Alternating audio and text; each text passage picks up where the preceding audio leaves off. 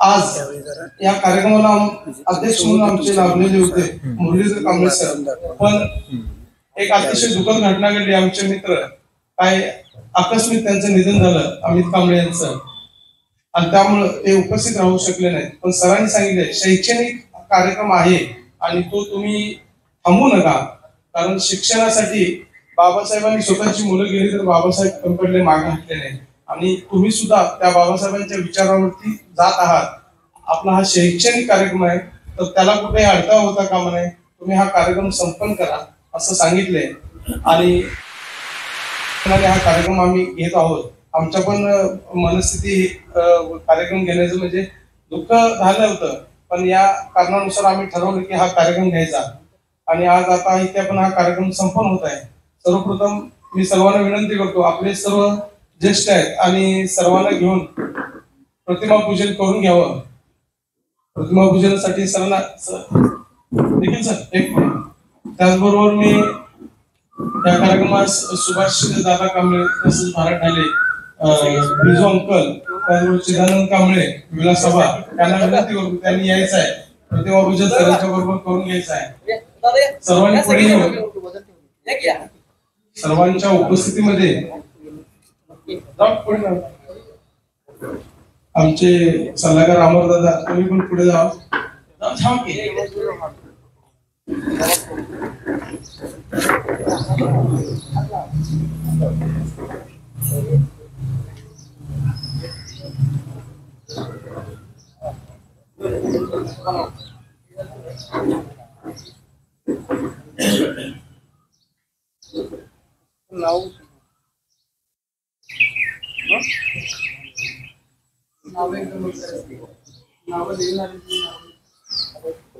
आता या कार्यक्रम सुरू झाल्यानंतर जर विद्यार्थी आले असतील तर त्यांनी नाव नोंदणी करून घ्या, जेणेकरून त्यांचं नाव मागे राहणार नाही.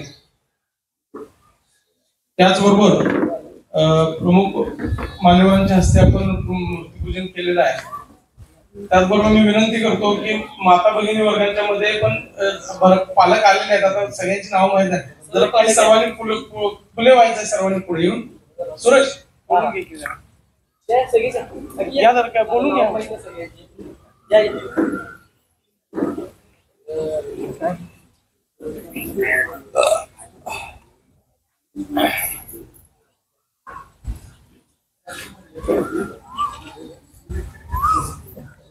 मगासपासून मनामध्ये दुःख होती की या कार्यक्रमास विद्यार्थी अजून काय येत नाही, पण आता असं बघितल्यानंतर असं वाटतंय की सब्र का फल मीठा होता है, आणि खरोखरच ते असंच होतं.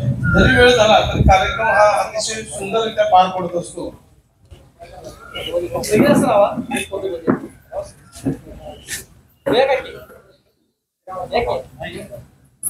फुलं वाहून घ्या.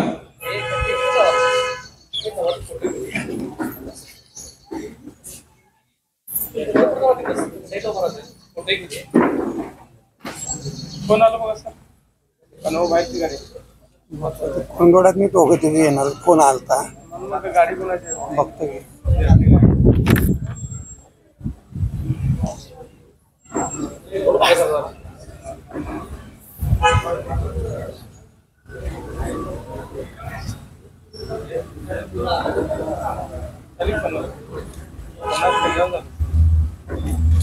नाही होत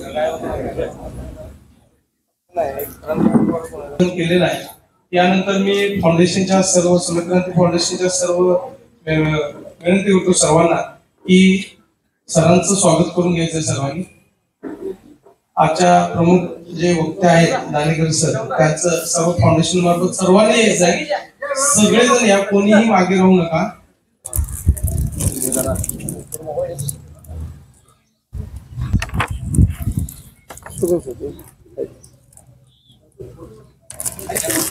त्यानंतर रणधीर सरांची सुद्धा स्वागत करायचं आहे.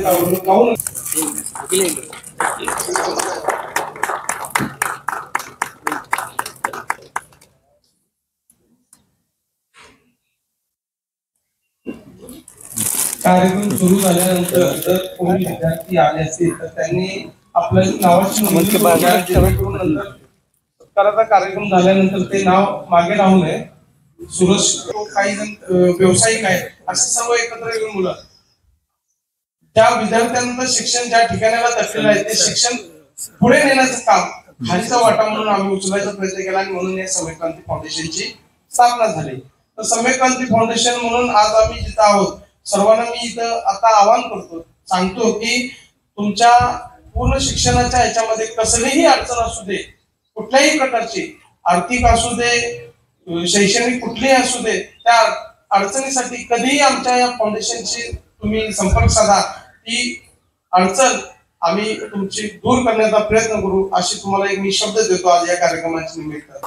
आणि कार्यक्रमाला सुरुवात करतो. कसल्याही प्रकारची असू दे, तो विद्यार्थ्यांचा पास असू दे, विद्यार्थ्यांचा शालेय शिक्षणाचा असू दे, किंवा एखादा इंजिनिअरिंगचा विद्यार्थी असला आणि त्याला जरी लॅपटॉप घेण्यासाठी जर मदत लागली, ती सुद्धा आम्ही त्याच्याशी पुरवण्याचा प्रयत्न करतो आमच्या ओळखीनुसार.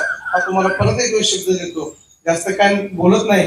आणि आज आपल्या या सरांच्या 12 नंतर मला झेपत नाही, तरी पण मला नोकरी हवी आहे हे तुम्ही सर्व सांगशील, तर मी तुम्हाला विनंती करतो की आपण या सर्व विद्यार्थ्यांना आणि इथं जमलेल्या सर्व पालकांना मार्गदर्शन करावं.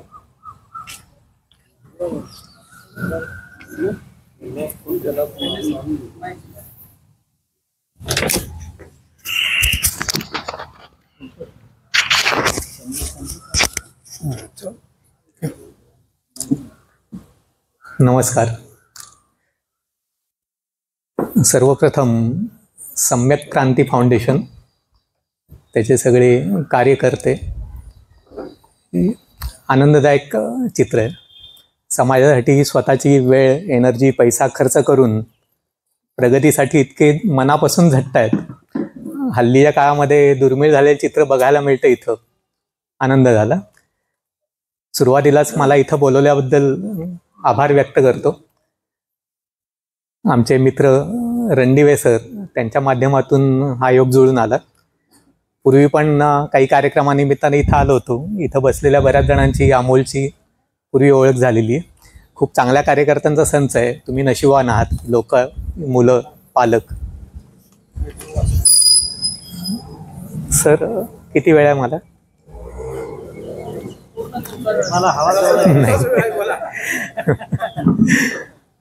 मी आधी विचारत असतोय, कारण विषय खरंच खूप मोठा आहे. जर बोलत राहिलो तर 4-5 तास कमी पडतील. हां, म्हणून. आणि निसर्ग पण आपल्याला साथ दिला असं वाटतंय. अगदी चांगलं वातावरण मिळालेलं आहे. 10वी आणि 12वी दोन्हीमध्ये ज्या मुलांनी यश मिळवलेलं आहे, अशा मुलांचं आत्ता इथं स्वागत, सत्कार आणि त्यांना मार्गदर्शन. 10वी झालेली किती आहेत मुलं? ओके, ठीक, हात खाली करा. 12वी झालेले? ओके. दोन्हीसाठी पण मार्गदर्शनाची गरज असते. पूर्वीच्या काळापेक्षा हल्ली खूप साधनं आपल्याला उपलब्ध आहेत, आणि जेवढी जास्त साधनं उपलब्ध होतील तेवढा जास्त गोंधळ मनाचा होत असतो. मुलांच्या पालकांचा होत असतो, विद्यार्थ्यांचा पण होत असतो, आणि त्यांना मार्गदर्शन करणाऱ्यांना सुद्धा प्रश्न पडतो. असं एक विचित्र चित्र सध्या समाजात. टेक्नॉलॉजी खूप वेगानं बदलत असते. त्या टेक्नॉलॉजीच्या बरोबर आपली धोरणं, शिकवण्याच्या पद्धती, त्याच्यात तेवढ्या पद्धतीने बदल होतातच असं नाही. खूप वेळेला आपण जे शिकतो ते नंतर शिक्षण संपल्यानंतर लक्षात येतं की आपल्याला उपजीविकेसाठी ते उपयुक्त ठरत नाही आहे. मग दुसऱ्या कुठल्या तरी कोर्सचा शोध, त्याच्यामध्ये काही वर्ष एनर्जी आणि मनस्वास्थ्य हे बरंचसं हरपत असतं. म्हणून पुन्हा एकदा तुमच्या या सम्यक क्रांतीचं अभिनंदन मी करतो. तुम्ही पण आभार मानले पाहिजेत. सम्यक क्रांती, पहिला या दोन्ही शब्दांचा अर्थ नीट समजतोय का तुम्हाला? ह्याचे जे संस्थापक आहेत किंवा कार्यकर्ते आहेत त्यांना नक्कीच माहिती असेल. सम्यक म्हणजे सर्वांगीण, सगळ्या बाजूनं विचार करून जे करतो ते सम्यक. त्याचा दुसरा एक अर्थ उपयुक्त असा पण असतो. आणि क्रांती हा बदलासाठी वापरलेला शब्द आहे. जो बदल चांगल्यासाठी किंवा वाईटासाठी पण अचानक घडून येतो, मोठ्या प्रमाणावर घडून येतो आणि सर्व थरात घडून येतो. त्याला क्रांती म्हणतात. क्रांती अनेक प्रकारची असते. वैज्ञानिक क्रांती असती, सामाजिक क्रांती असती, आर्थिक क्रांती असती, राजकीय क्रांती असती आणि त्याचे परिणाम सुरुवातीला ती क्रांती सेटल होईपर्यंत खूप काळ सगळ्या समाजाला सहन करायला लागत असतात. या इथं सम्यक आणि क्रांती, सर्वांगीण बदल आणि चटकन व्हावा तुमच्यात, या हेतूने फाउंडेशन स्थापन झालंय. फाउंडेशनचा अर्थ सगळ्यांना कळत असेल. फाउंडेशन म्हणजे पाया. तुमचं जे आयुष्य तुम्ही आता उभं करणार आहे त्याच्यासाठी 10वीची परीक्षा दिली आहे, 12वीची दिली आहे, तो पाया मजबूत होऊ दे म्हणून प्रयत्न करणारे फाउंडेशन आहे. परत परत माझ्या मनात हेच येतं की खूप चांगल्या ठिकाणी खूप चांगल्या हेतूनं चांगली माणसं तुमच्यासाठी झटत आहेत आणि इंग्लिशमध्ये म्हणतात please don't let them down. हे जे प्रयत्न करतायत त्यांना तुम्ही मनापासून साथ द्या. आपण उगीच कोणासाठी तरी प्रयत्न करतो आणि ते वाया जातोय हे फिलिंग त्यांना येऊ नये. हे फार बेकार फिलिंग असतं. तुम्ही जेव्हा त्यांच्या वयाचे व्हाल तेव्हा तुम्हाला लक्षात येईल. माझं बोलणं जास्त करून विद्यार्थी केंद्रित असेल, पालकांसाठी. पण पालक पण आलेत ना या मुलांचे, खूप चांगली गोष्ट आहे. म्हणजे बऱ्याच गोष्टी पालकांना सांगणं पण आवश्यक असतं. पहिला 10वीसाठी बोलतो. आपण जेव्हा 10वीची परीक्षा देतोय, 10वीच्या परीक्षेमध्ये रिझल्ट लागलेला सगळ्यांना 80% जास्त किती जणांना मार्क मिळालेत? Very good. खूप चांगली गोष्ट आहे. खूप चांगल्या पद्धतीने तुम्ही यश मिळवले. मी हे स्पेसिफिकली का विचारतोय? आम्ही जेव्हा विद्यार्थी होतो तेव्हा जास्तीत जास्त 80% मार्क पडायचे. आता जर 80%च्या खाली मार्क पडले तर मग तुम्ही मनापासून प्रयत्न नाही केले, अशा पद्धतीचा अभ्यासक्रम सेट झालेला आहे. अभ्यासक्रम म्हणा किंवा परीक्षा पद्धती, त्याची पेपर तपासायची पद्धती, तर कोणी मनापासून जर प्रयत्न केले प्रामाणिकपणाने, फार एक्स्ट्रा एफर्ट न करता, एक्स्ट्रा क्लास न लावता, तरी पण तुम्ही 80%पर्यंत सहज पोहोचू शकाल. मग पूर्वी जो क्रायटेरिया 40%, 50% असायचा तो आता 80% हळूहळू व्हायला लागलेला आहे. म्हणून 80% हे प्रत्येक मुलाला पडलेच पाहिजेत, या दृष्टीने त्याची हालचाल असायला पाहिजे, प्रयत्न असायला पाहिजेत. हे जे 10वीमध्ये तुम्ही मार्क मिळवले त्याच्यासाठीचा जो बेस असतोय ते 9वी असते, त्याचा बेस 8वी, त्याचा बेस असं हे 1लीपर्यंत जात असते. आपल्या संपूर्ण अभ्यासक्रमाची रचना या पद्धतीनं केलेली आहे. दुर्दैवानं आपली मुलं किंवा आपले काही ठिकाणी शिक्षक सुद्धा आणि पालक सुद्धा हे समजून घेत नाहीत. मुलांच्या डोक्यात हेच गेलेलं असते, त्या वर्गामध्ये मी तेवढे मार्क मिळवले, विषय संपला, तो अभ्यासक्रम विसरून जायचं. अगदी एक साधं उदाहरण म्हणून सांगतो मी. आता इथं माझे एक मित्र सांगलीहून खास हा कार्यक्रम ऐकायसाठी आलेले आहेत. सम्यक संबोधी त्यांचं नाव आहे. अमोल तुझ्या शेजारी बसलेत ते. अतिशय हुशार माणूस आहे. MSc फिजिक्स डिस्टिंक्शनमध्ये पास झालेला आहे. पटवर्धनमध्ये आता तो शिक्षक म्हणून काम करतोय. मल्टी टॅलेंटेड माणूस आहे. नंतर डिटेल मी ओळख करून देईन, तुम्हाला त्याचा खूप उपयोग होईल आणि तो पण विलिंगली तुमच्यासाठी मदतीला नक्की येईल. तो स्वतः शिक्षक आहे. त्याची जी ऑब्झर्वेशन आहेत मुलांच्या बाबतीत, आता नुकतीच जी परीक्षा पार पडली 7वीचा, तो क्लास टीचर आहे आणि सगळ्याच्या सगळ्या मुलांना डिस्टिंक्शनमध्ये पास होईल एवढी त्यांनी मेहनत घेतली आहे आणि चांगलं फळ मिळालं आहे. असे शिक्षक मिळणं सुद्धा महत्त्वाचं असते. तुम्ही जे विद्यार्थी चांगले गुण मिळून इथंपर्यंत पोचलाय, शिक्षकांच्या प्रती पण तुम्ही कृतज्ञ राहिलं पाहिजे. अगदी जबाबदारीने बोलतोय मी, कारण ज्यांच्या प्रती कृतज्ञ राहावं, ज्यांचे आभार आयुष्यभर मानत राहावं, असे शिक्षक आम्हाला मिळालेले होते. आता अशा शिक्षकांची संख्या कमी झाली आहे, पण डेफिनेटली असे शिक्षक आहेत, म्हणून तर समाज सुरू आहे. परत 10वीला ज्यांनी मार्क मिळवलेले आहेत ते याच्या पुढं जे कोर्सला ॲडमिशन तुम्ही घेणार आहे, ब्लाइंडली मला 80%च्या वर मार्क मिळालेत म्हणून विज्ञानाकडे जायचं असं प्लीज करू नका. हे सांगतोय कारण माझ्याकडं मी काउन्सिलिंग पण करत असतोय मुलांचं. बरीच मुलं 11वीला किंवा 12वीला किंवा 12वी नंतरच्या फर्स्ट इयरला ठोकर बसल्यानंतर मग माझ्यापर्यंत पोचत असतात. त्यावेळी एक लक्षात येतं की 10वीला खूप चांगले मार्क होते म्हणून त्या मुलाच्या मनाचा कल लक्षात न घेता त्याला सायन्सला घातलेला आहे आणि सायन्सचा अभ्यासक्रम त्याला झेपत नाहीये. मनाचा कल हे खूप महत्वाचे. त्याच्यासाठी एक ॲप्टिट्यूड टेस्ट नावाचा प्रकार असतो. ॲप्टिट्यूड टेस्ट किती जणांनी करून घेतलेली आहे? नाही. ॲप्टिट्यूड याचा अर्थ माहिती आहे. ॲप्टिट्यूडचा अर्थच मनाचा कल, म्हणजे ते मूल नक्की कुठल्या प्रकृतीचं आहे, ते कशा पद्धतीनं विचार करतं, ही मानसिक ठेवण काय आहे, बौद्धिक ताकद किती आहे, हे सगळं ॲप्टिट्यूड टेस्टमधून आपल्याला कळत असतं. ॲप्टिट्यूड टेस्ट करायच्या सायंटिफिक पद्धती खूप डेव्हलप झाल्यात. पूर्वी त्याच्यामध्ये फ्रॉड पण खूप होते, पण आता फ्रॉडचं प्रमाण कमी होतंय. खर्चिक असतात पण पुढं जो आयुष्यामध्ये आपल्याला ठोकर बसते त्या तुलनेत तो खर्च कमी असतो.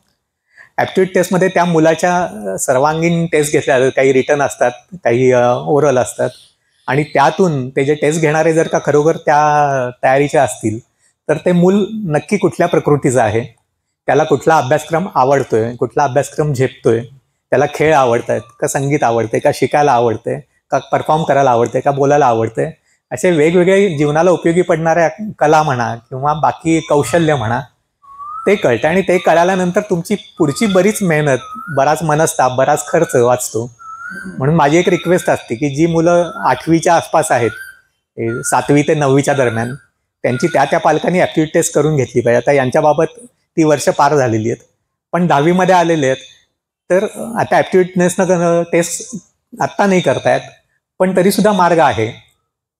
या मुलांना 5वी ते 10वी या वर्षांमध्ये जे जे काय मार्क मिळाले त्या सगळ्यांची तुम्ही मार्कलिस्ट जपून ठेवलेली असेल. त्या मार्कलिस्टमध्ये एक कल आपल्याला दिसत असतो. हे पालकांनीच करायला हरकत नाही, पाहिजे तर शिक्षकांची मदत घ्या. त्याच्यामध्ये त्या मुलाला कन्सिस्टंटली दरवर्षी, मग तिमाही असेल, 6माही असेल, 9माही असेल, वार्षिक असेल, त्याच्यामध्ये एक ट्रेंड दिसत असतो की एखाद्या मुलाला भाषा विषयामध्ये सातत्यानं चांगले मार्क मिळतात, एखाद्याला गणितामध्ये चांगले मिळतात, एखाद्याला विज्ञानामध्ये मिळतात, एखाद्याला कलेमध्ये मिळतात, परफॉर्मिंग आर्ट्समध्ये तो चांगला आहे मुलगा, पण बाकी रुटीन अभ्यासामध्ये मागं पडतोय.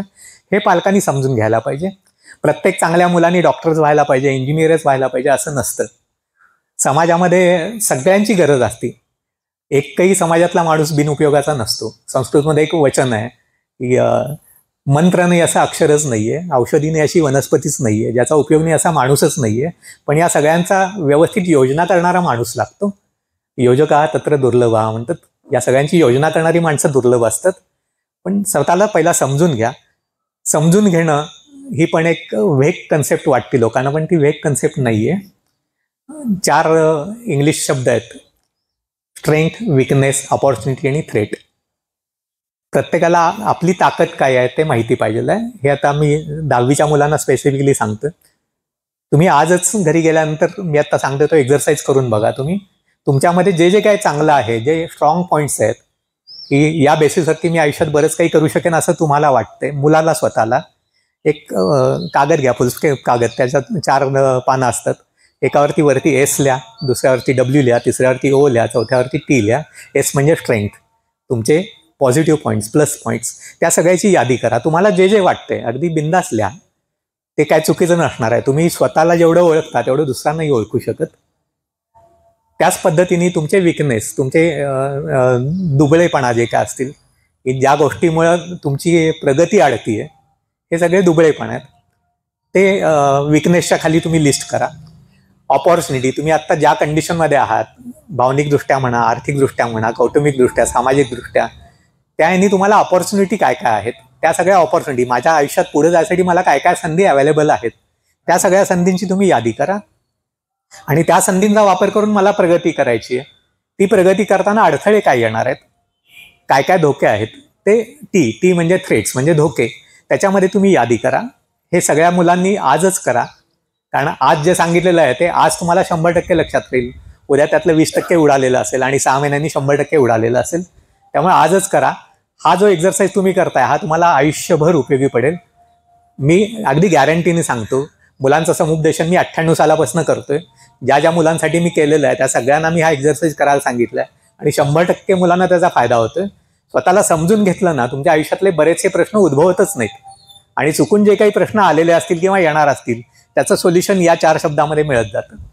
एकदा ही यादी तयार झाली की तुमच्या आईला, नंतर मग वडिलांना, मग भाऊ बहीण जे असतील आणि मग जे तुमचे क्लोज आहेत, ज्यांच्यावर तुमचा विश्वास आहे, शेजारी असतील किंवा शिक्षक असतील किंवा नात्यातलं कोणी मोठं असेल, त्यांना ती यादी दाखवा. ते त्याच्यामध्ये त्यांच्या परीने आणखीन पॉईंटची भर घालत जातील.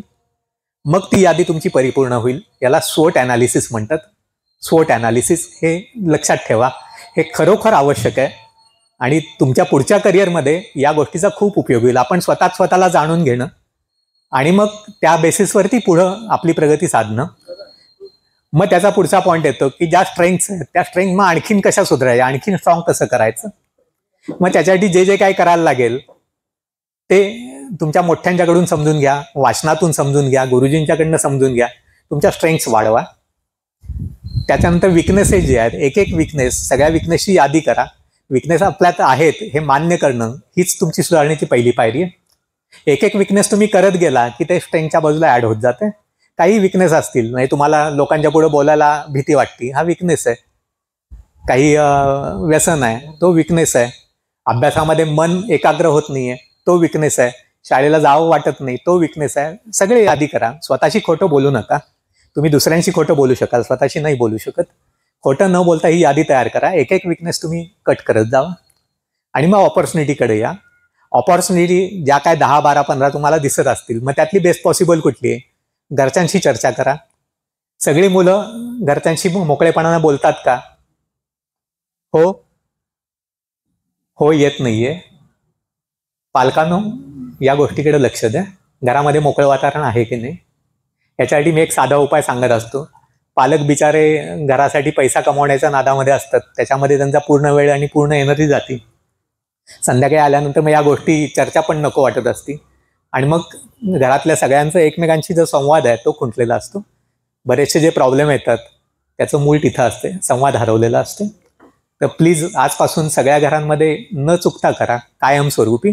घरातले जेवढे काय मेंबर आहेत ते सगळे निदान रात्रीच्या जेवणाला एकत्र या आणि त्या जेवणाच्या वेळी आज दिवसभरात काय काय झालं याच्यावरती चर्चा करा. जे काय चांगलं ऐकलं, पाहिलं, वाचलं, मुलांच्या मनात काय चाललंय, पालकांच्या मनात काय चाललंय, घरात सिनियर सिटीजन असतील त्यांच्या मनात काय चाललंय, आपापसात जी चर्चा होईल, मुद्दे जे एकमेकात बोलले जातील, त्यातून घरामध्ये जो एक मोकळेपणा येत जातो तो तुमच्या पालकांसाठी खूप उपयोगाचा असतो, खूप. आणि खरंच मी सांगतोय, हे करून बघा आणि आयुष्यभर हे करत राहा. याचा खूप चांगला उपयोग होतोय. मुलांच्यासाठी पुढं काय काय करायचं आहे त्याचे बरेचसे क्ल्यू तुम्हाला त्या रोज रात्री जेवताना एकत्र बोलताय त्याच्यामध्ये मिळेल. घरातले सगळे मेंबर किमान एक जेवण रोज एकत्र घेत जावा आणि ते करताना मोबाईल पूर्ण बंद ठेवा, कॉम्प्युटर बंद ठेवा, टी व्ही बंद ठेवा. काही बिघडत नाही. हे नव्हतं तेव्हा पण आपली आयुष्य झालीच की नाही, जे काय 60-70चे आहेत. आमची आयुष्य खूप आनंदात होती, पण ही टेक्नॉलॉजी आली आणि त्याच्यामुळे आयुष्यातला बराचसा आनंद कमी झालाय आणि मुलांना तो आनंद कमी झाला हे पण माहीत नसते आणि त्याच्यामुळे मग एकसुरी आयुष्य होत जाते. आयुष्य एकसुरी जगू नका. खूप गोष्टी आहेत आयुष्यामध्ये. आता ही जी यादी आहे ही जर प्रत्येकाने बघितली, इथल्या प्रत्येक मुलांनी, प्रत्येक पालकांनी, मी फारसं काही बोलायलाच लागू नये इतकी ही परिपूर्ण यादी आहे. त्यामुळे करिअर तुम्ही कुठलं करावं याच्याबद्दल मी सांगण्यामध्ये पॉईंट नाही. नुसती तुम्ही यादी प्रत्येकाने एकदा डोळ्याखालनं घाला. त्यातला कुठला करिअर, कुठला अभ्यासक्रम मला सुटेबल आहे ते ठरवून तिकडे ॲडमिशन घ्या. त्या तिथंपर्यंत कसं जायचं ते मी सांगतो, ते जास्त महत्त्वाचं आहे. ते सहसा कोण सांगत नाही. या बेसिक गोष्टी आहेत सगळ्या. तुम्ही काहीही करा त्याच्यानंतर ते उपयोगी पडणार आहे. मगाशी जे येत होतं 10वीपर्यंत तुमच्या पालकांच्या मनाचा कल, पाल्यांच्या मनाचा जो कल आहे तो समजून घेऊन त्या दिशेला तुम्ही ॲडमिशन घ्या. एक लक्षात घ्या, आपल्याला जगायसाठी पैसा प्रत्येकाला लागतोच. पैसा कमवायसाठी तुम्ही जे काही करता त्याला उपजीविका म्हणतात. पण केवळ पैसा आणि रोजचं खाणं पिणं, ज्या बेसिक 3-4 गरजा आहेत, अन्न, वस्त्र, निवारा, याच्या पलीकडे पण आयुष्य आहे ना. ते आयुष्य जगण्यामध्ये मनाला जे समाधान मिळतं ती जीविका आहे. त्या जीविकेचं सुद्धा समाधान व्हायला पाहिजे. ते उपजीविकेच्या पलीकडे जाऊन आपल्याला शोधायला लागतं आणि त्या गोष्टी या मार्गदर्शनातून मिळाव्यात. जर तुम्हाला आवडीचं जे आहे ते सोडून जे तुम्हाला आवडत नाही त्याच्यामध्ये केवळ चांगले मार्क मिळालेत म्हणून तुम्ही गेला तर पुढं आयुष्यभर अरे यार मैंने वो किया रहता तो अच्छा रहता, हे आयुष्यभर फिलिंग येत राहतं. ते येऊ नये म्हणून हे आत्ताचं जे वय आहे, 10वी पास झाल्याबरोबर पुढं काय करायचं, फार क्रिटिकल वय आहे. मनस्थिती पण क्रिटिकल असती, वय पण ते क्रिटिकल असतं. टीनेज प्रॉब्लेम म्हणून तुम्ही बहुतेक सगळ्यांनी ऐकलं असेल. वय वर्ष 13 ते वय वर्ष 19, हे इंग्लिशमध्ये आपण जे म्हणतो 13 पासून 19 पर्यंत, त्या शेवटी TEEN असं 3 येतं आणि ते वय फार टर्ब्युलंट, वादळी वय असतं. मुलांना आपण काय सांगतो, पालक म्हणून जे सांगतो ते कळत असतं पण वळत नसतं, पटत नसतं. बंडखोरपणा सगळ्या मुलांच्यात असतो. हे नॅचरल आहे. आपण सुद्धा त्या वयाचे होतो तेव्हा आपण तसं वागलेलो आहे. आपण आपल्या आईवडिलांना पण तेव्हा त्रास दिलेला आहे. पण आत्ता आपण पालक झाल्यानंतर त्यावेळेचा त्रास जर आपण रिवाइंड केला तर लक्षात येतं. हे सगळ्यांच्या आयुष्यात असतं आणि यावेळी मुलांना नीट समजून घेऊन त्यांना आधार देणं हे पालकांचं कर्तव्य आहे. आणि त्यावेळी पालकांनी आपले त्रास मुलांची शेअर केले तर मुलं पण थोडी ताळ्यावरती येतात. मुलांचे त्रास ती पण मग मोकळेपणानं शेअर करतात. हा मोकळेपणाचा संवाद त्यात इथं उपयोगी पडतो तुम्हाला. त्यावेळी मुलांशी बोलून तुम्ही समजून घ्या की याला नक्की काय आवडते. ह्याच्यासाठी तुम्हाला वाचन उपयोगी पडेल. रोजचं पेपरमध्ये बरंच काही काही येत असतं हल्ली. बरीच पुस्तकं असतात त्या विषयावरती, बरेच सिनेमे असतात. सिनेमे बघायला आवडतं का मुलांना? आवडतं. आता तुम्ही ज्याच्यासाठी आलाय, ज्या वयात आहात, 3 इडियट्स किती जणांनी बघितलंय? मी पुन्हा एक रिक्वेस्ट करीन, सगळ्या मुलांनी आणि सगळ्या पालकांनी एकत्र बसून 3 इडियट्स सिनेमा बघा.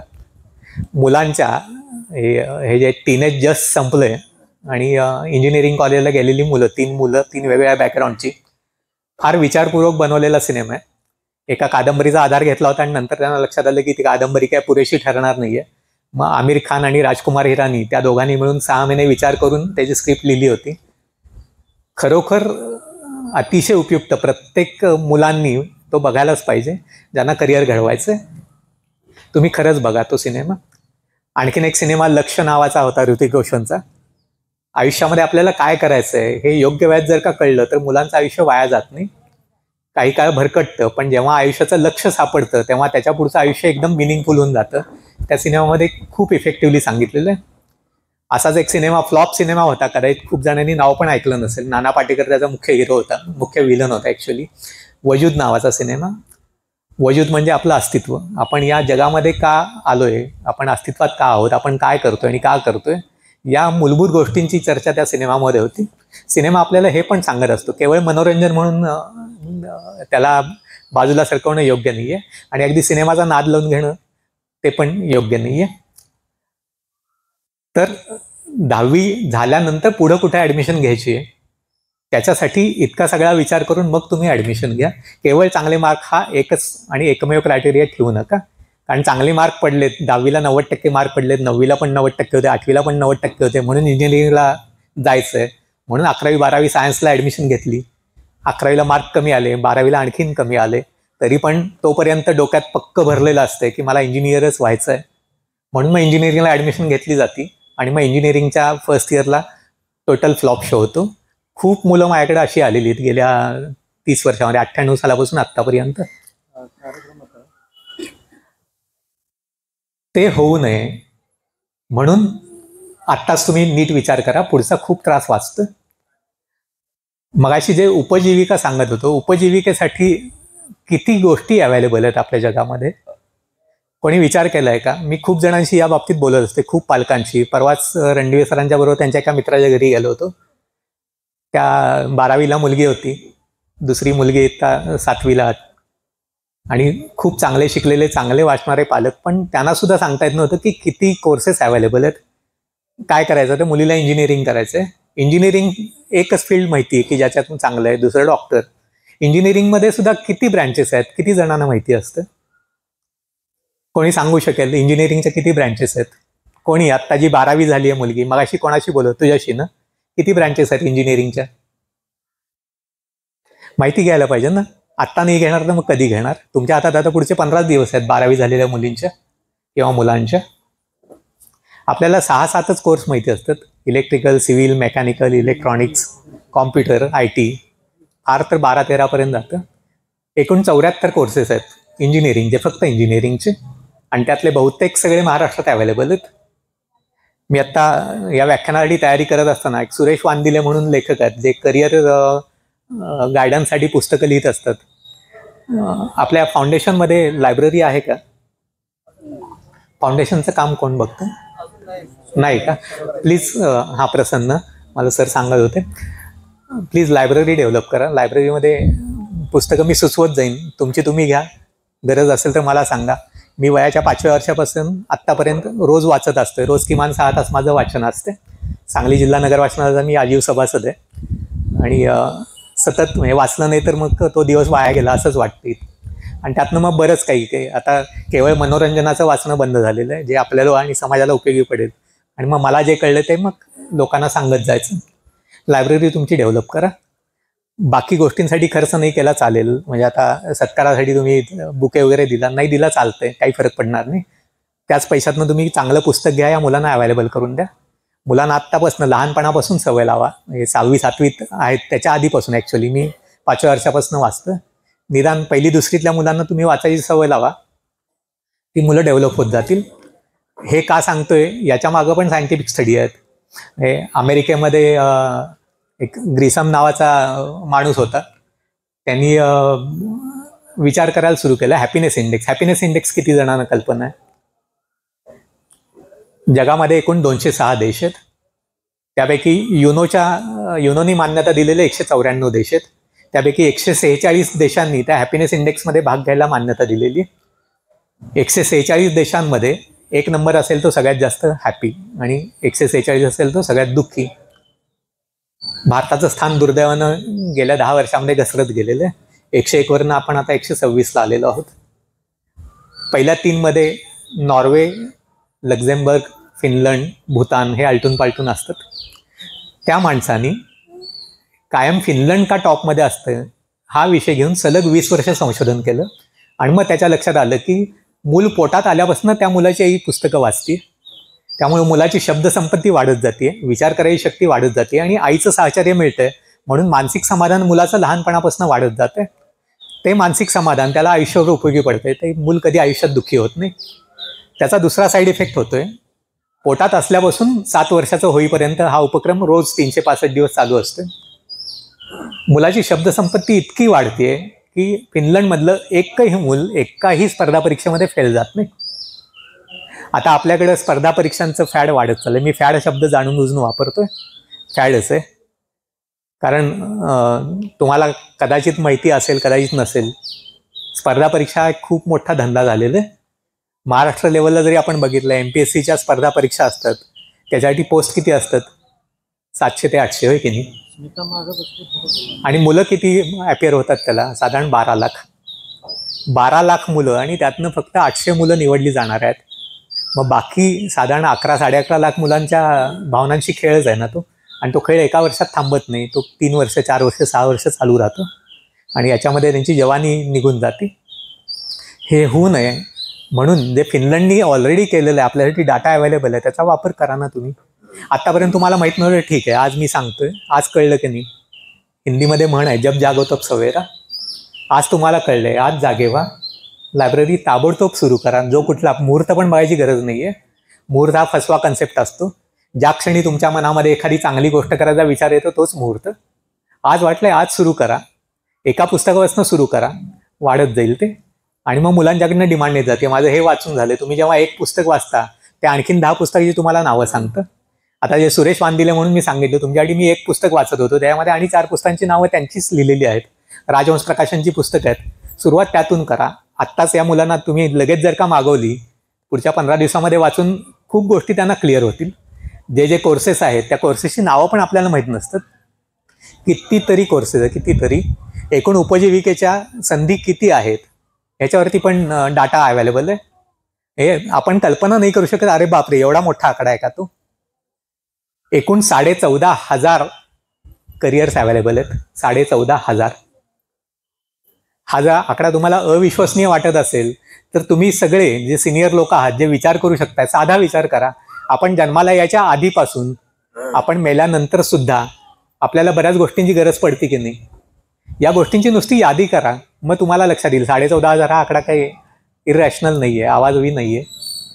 साधं म्हणजे एक मुलांना सुट्टीमध्ये प्रोजेक्ट द्यायचा म्हणून करून बघा. आता ही जी मुलं आहेत, 10वीची मुलं, अजून 1 महिना तरी आहे त्यांच्याकडं.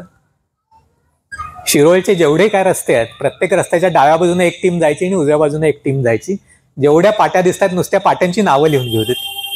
मग लक्षात येते आपल्याला आयुष्यात काय काय लागतं, त्याच्यासाठी किती अवेलेबल आहेत. आणि प्रत्येक पाटी म्हणजे एक प्रत्येक उपजीविकेचं साधन आहे की नाही. तो माणूस ते दुकान चालवतोय, त्यातनं त्याला काहीतरी मिळतंय म्हणून तर चालवतोय ना. आणि प्रामाणिकपणानं धंदा करून तुमच्या पोटासाठी मिळवतोय.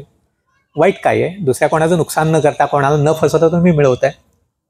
प्रत्येकाची बुद्धिमत्ता वेगवेगळी आहे. सगळेजण डॉक्टर, इंजिनियर, संशोधक नाही होऊ शकत. जे होऊ शकतात त्यांनी व्हावं, जे नाही होत त्यांनी निराश व्हायचं काही कारण नसतं. मी सगळीकडे सांगतो, तुम्हाला 80% नाही मिळाले बिलकुल नाराज होऊ नका, निराश बिलकुल होऊ नका. त्यांनी काय साध्य होत नाहीये. एक रस्ता जेव्हा बंद होतो तेव्हा 10 उघडलेले असतात. ते उघडलेले दरवाजे आपण बघतच नाही. एक रस्ता बंद झाला म्हणून रडत बसतो. नुकतंच म्हणजे परवा दिवशीच मी एक पुस्तक वाचून संपवलं. अमोल, कदाचित तू बघत असशील, माझ्या स्टेटसचं कधी कधी तू बघत असतोस. निकोला टेस्लाचं पुस्तक चरित्र मी वाचलं. तो प्रचंड बुद्धिमान माणूस होता, आईन्स्टाईनपेक्षा बुद्धिमान माणूस होता. एडिसननी आयुष्यात सगळ्यात जास्त शोध लावलेत. एडिसनचा रेकॉर्ड कोणच नाही मोडू शकणार पेटंट घ्यायच्या बाबतीत. एडिसनपेक्षाही तो बुद्धिमान होता. तो जेव्हा डिप्लोमा करायसाठी गेला, इलेक्ट्रिकल त्याचा आवडीचं फील्ड होतं, तर फर्स्ट आणि सेकंड इयर त्याला एकदम ॲडमिशन घेतली. तर प्राचार्य पण खुळा झाला, वेळ लागले का तुला, दोन्हीत नापास होशील. तर 2 वर्षाचा अभ्यासक्रम त्यांनी 6 महिन्यात पूर्ण केला आणि दोन्हीमध्ये पास झाला तो. आणि मग थर्ड इयर अजून सुरू व्हायचं, मग काय करायचं. मग मित्र भेटले, मित्र उडान टप्पू भेटले, त्यांच्याबरोबर त्याला जुगाराचा नाद लागला. पुढची 3 वर्ष त्यांनी जुगारातच घालवली. थर्ड इयर तो पासच झाला नाही. त्याचे वडील धर्मगुरू होते, त्याचं ते समजूत घालायचे, काउन्सिलिंग करायचे, पण त्यावेळी बुद्धी नाठी झालेली होती, त्याला ते पटलं नाही. त्या दुःखात त्याचे वडील मरून गेले. मग त्यांनी ते कॉलेज सोडलं, ते शहर सोडलं, हंगेरीमधलं प्राग शहर होतं ते सोडलं आणि तो फ्रान्सला गेला. तिथं त्यांनी इलेक्ट्रिकलमध्ये जेवढं काय ज्ञान मिळवलं, पदवी त्यांनी आयुष्यात कधी मिळवलीच नाही, पण त्यांनी जे ज्ञान मिळवलं, हे जे आहे सगळं लाईट, ही सगळी टेस्लाचे आपल्यावरती उपकार आहेत. हे तुम्ही सायन्स शिकलेलं तुम्ही समजून घ्या. टेस्ला सगळ्यांनी नाव ऐकलंय. टेस्ला कदाचित तुम्हाला आता एलॉन मस्कमुळे माहिती असेल. एलॉन मस्क सध्या जगातला सगळ्यात श्रीमंत माणूस आहे. बरंच काय काय त्याच्या डोक्यामध्ये आहे, पण ते त्यांनी टेस्ला नाव का ठेवलं, तर या निकोला टेस्लामुळं. इलेक्ट्रिसिटी, त्याच्या आधी एडिसननी इलेक्ट्रिसिटी घरापर्यंत पोचवायसाठी AC-DC सगळ्यांना कळते. एडिसन जे पोचवायचं ते DCनी पोचवायचा आणि ते साधारण 20 किलोमीटर गेलं की DC करंट पुढे जाऊ शकत नाही. मग तिथं पुन्हा एक स्टेशन उभं करायला लागायचं. अशी छोट्या कालावधीमध्ये, छोट्या अंतरामध्ये बरीच स्टेशनं उभी करायला लागायची. त्याच्यावरती टेस्लानी उलटा विचार केला, एकच स्टेशन उभं करून आपण जगभर पोरवू शकू का. आणि मग त्यातनं DCच्या ऐवजी, DC म्हणजे direct current, AC alternative current, म्हणजे दरवेळी पोलॅरिटी चेंज करायची, त्याला अल्टरनेटिव्ह करंट म्हणतात. आपल्या घरी येते ती AC असते, फक्त त्यामध्ये शॉक लागायचा धोका असतो, म्हणून प्रत्येक ती वायर असते त्याला कोटिंग केलेलं असतं. हे टेस्लाचं इन्व्हेन्शन आहे. टेस्लाचं त्याच्या पुढचं एक इन्व्हेन्शन फार भारी होतं. ते इन्व्हेन्शन जर प्रत्यक्षात आलं असतं तर जगात कोणाला इलेक्ट्रिसिटी पैसेच द्यायला लागले नसते, इतकं भारी होतं. आणि ते इतकं खतरनाक होतं की जगातले सर्वात श्रीमंत माणसं होती ती खड्ड्यात गेली असती. म्हणून असं म्हटलं जातं की त्यांनी टेस्लाला खलास केलं. ते एका ठिकाणी प्रचंड वीज तयार करायची. वीज जेव्हा पडते आकाशातनं खाली, तेव्हा त्याचा दाब असतो 50,000 व्होल्ट. 50,000 व्होल्ट. आपल्या घरात येते ती 240 व्होल्टची असती. टेस्लानी शोध लावला होता 2.5 कोटी व्होल्ट तयार करू शकेल एवढं. आणि ती एका ठिकाणी तयार करायची आणि ती प्रक्षेपण करायची, वायरलेस टेक्नॉलॉजी. आणि जगामध्ये फक्त 20 ठिकाणी त्याचे रिसेप्टर तयार करून तिथनं डिस्ट्रीब्यूट करायचे. जगातल्या प्रत्येक घराला एकही पैसा खर्च न करता वीज देऊ शकले असते. आणि हे उद्योगपतींसाठी खतरनाक होतं. टेस्ला संपला. जगला तो पुढं 88 वर्षापर्यंत, पण संशोधक म्हणून त्याला पद्धतशीर खच्ची केला होता. हे सगळं वाचनातनं कळते. आणि जर टेस्ला त्यावेळेला, टेस्ला वारला 1944 साली, त्यांनी जे संशोधन केलं त्याच्या पुढे इलेक्ट्रिसिटीला संशोधन अजून गेलं नाही, इतका तो महान संशोधक होता. जर टेस्ला त्यावेळी करत होता काहीच नसताना, तर तुमची पिढी, तुम्हाला बरंच काही काही अवेलेबल आहे, तुम्ही का नाही करू शकत. हे स्पार्क तुम्ही घ्या. कुठले कोर्स करायचे वगैरे ते यातून तुम्हाला मिळू शकते, पण ते का करायचे, कसे करायचे, त्यासाठी मूलभूत विचार काय करायचा हे यातनं मिळत जाते. व्याख्यानं ऐकत जावा, पुस्तकं वाचत जावा.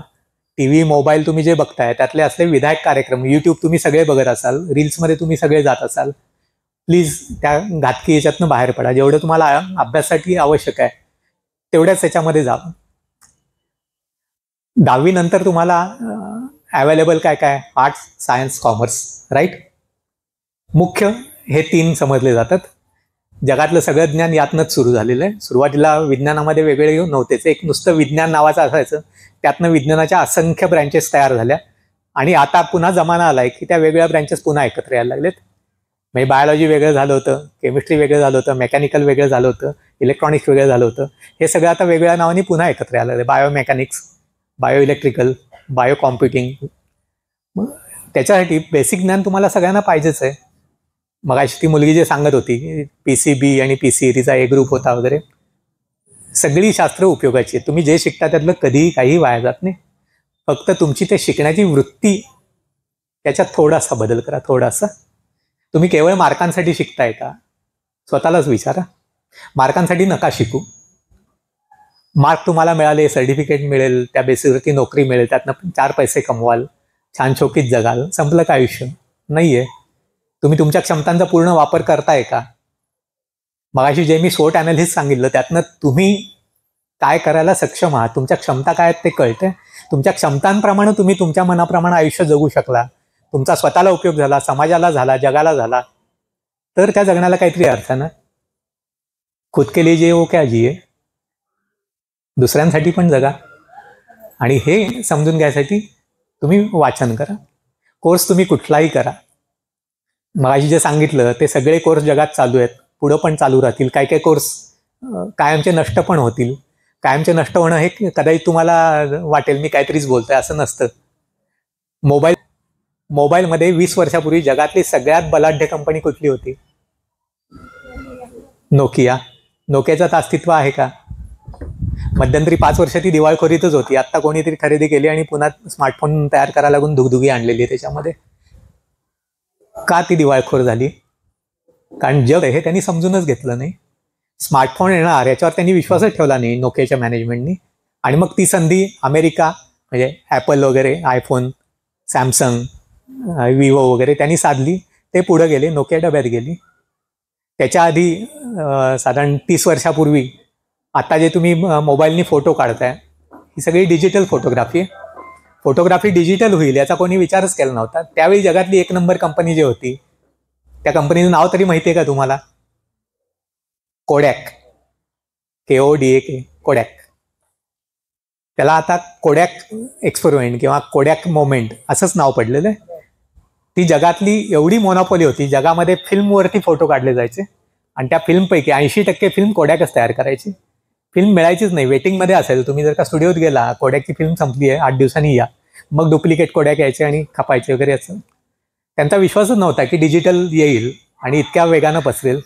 डिजिटल आलं आणि 5 वर्षात इतकं पसरलं. जी कंपनी जगातली टॉपची कंपनी होती 5 वर्षानंतर ती नोवेअर. म्हणून अचानक जे एक्सटिंक्ट होतंय त्याला कोडॅक म्हटलं जातं. हे का झालं? तर बदलणारं जग आणि त्याची पावलं आपण ओळखत नाही, त्यामुळे आपण एक्सटिंक्ट होतो. जगाला दोष देण्यात अर्थ नाही आहे. आपण समजून घेत नाही जगामध्ये काय बदल होतात. म्हणून तुम्ही जे कोर्स निवडताय ते तो विचार करून निवडा. आत्ता जे 10वी झालेले आहेत त्यांना जॉब मार्केटमध्ये यायला अजून 6 वर्ष आहेत, बरोबर? जे आत्ता 12वी पास होत आहेत त्यांना जगाच्या मार्केटमध्ये यायला अजून 4 वर्ष आहेत.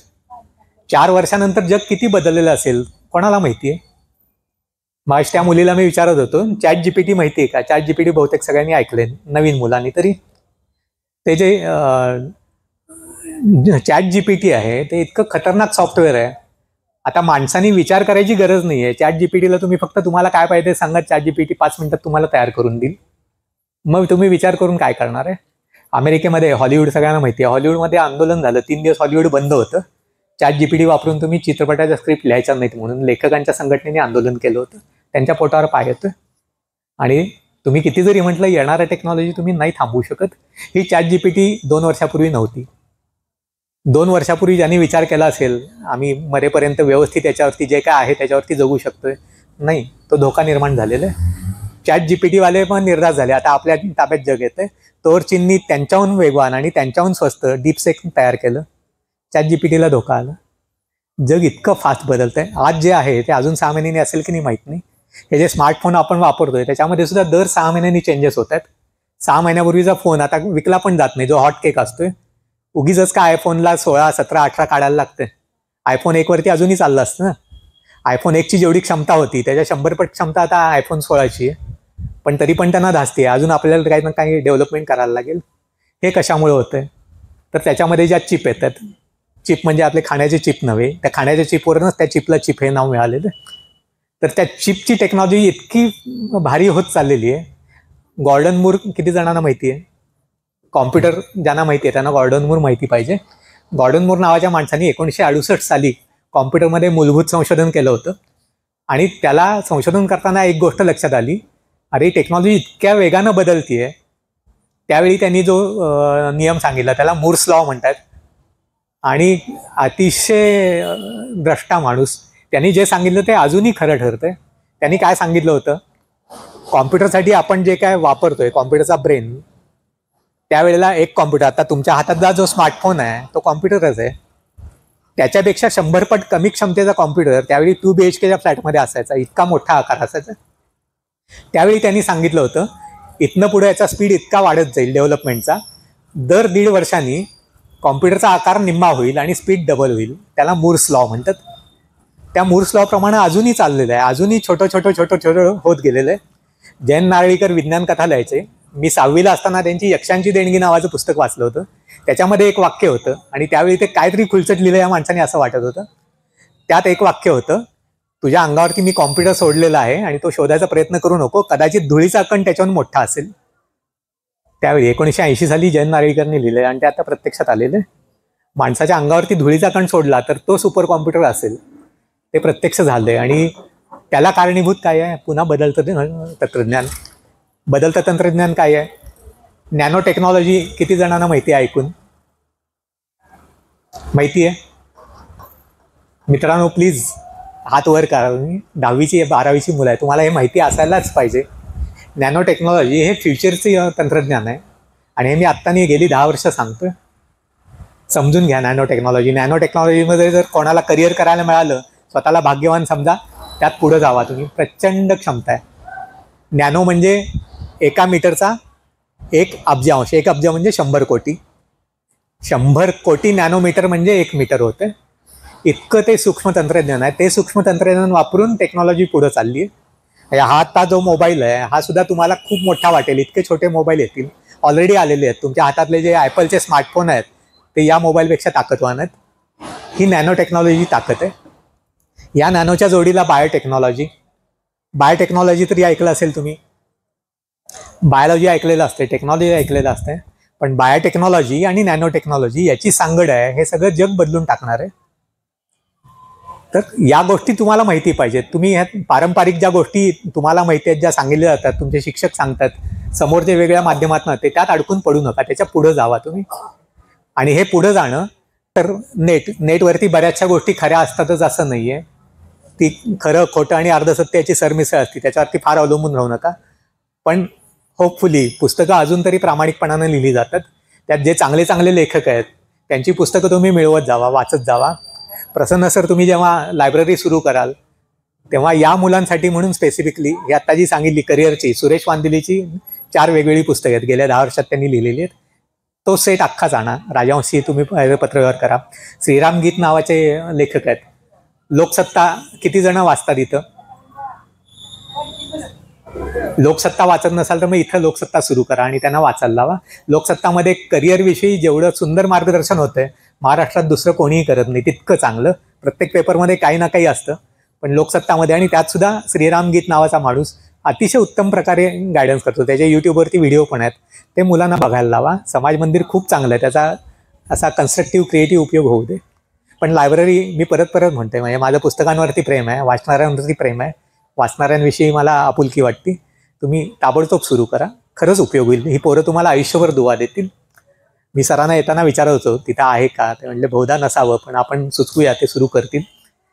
बघूया, माझा आशावाद. सुरू करा तुम्ही. जागा पण आहे तुमच्याकडं. उघड्यावरती पाऊस नसेल तेव्हा वाचू शकतील, आतमध्ये वाचू शकतील. बुद्धाची खूप सुंदर मूर्ती आहे तिथं. गेल्याबरोबरच एक प्रसन्नपणा जो येतोय. सर मला म्हणाले ती थायलंडमधनं आणलेली मूर्ती आहे म्हणे. खरं आहे ना? मी थायलंडमध्ये होतो 94 ते 98. तिथल्या अनेक बुद्ध मंदिरांमध्ये मी गेलेलो आहे. खरंच खूप चांगलं वाटतं तिथं. आणि बुद्धिझम खूप चांगल्या पद्धतीने त्यांनी जपलेलं आहे. बुद्धिझममधली जी बेसिक सगळी प्रिन्सिपल आहेत, सगळ्या धर्मामध्ये बेसिक प्रिन्सिपल सगळी तीच आहेत.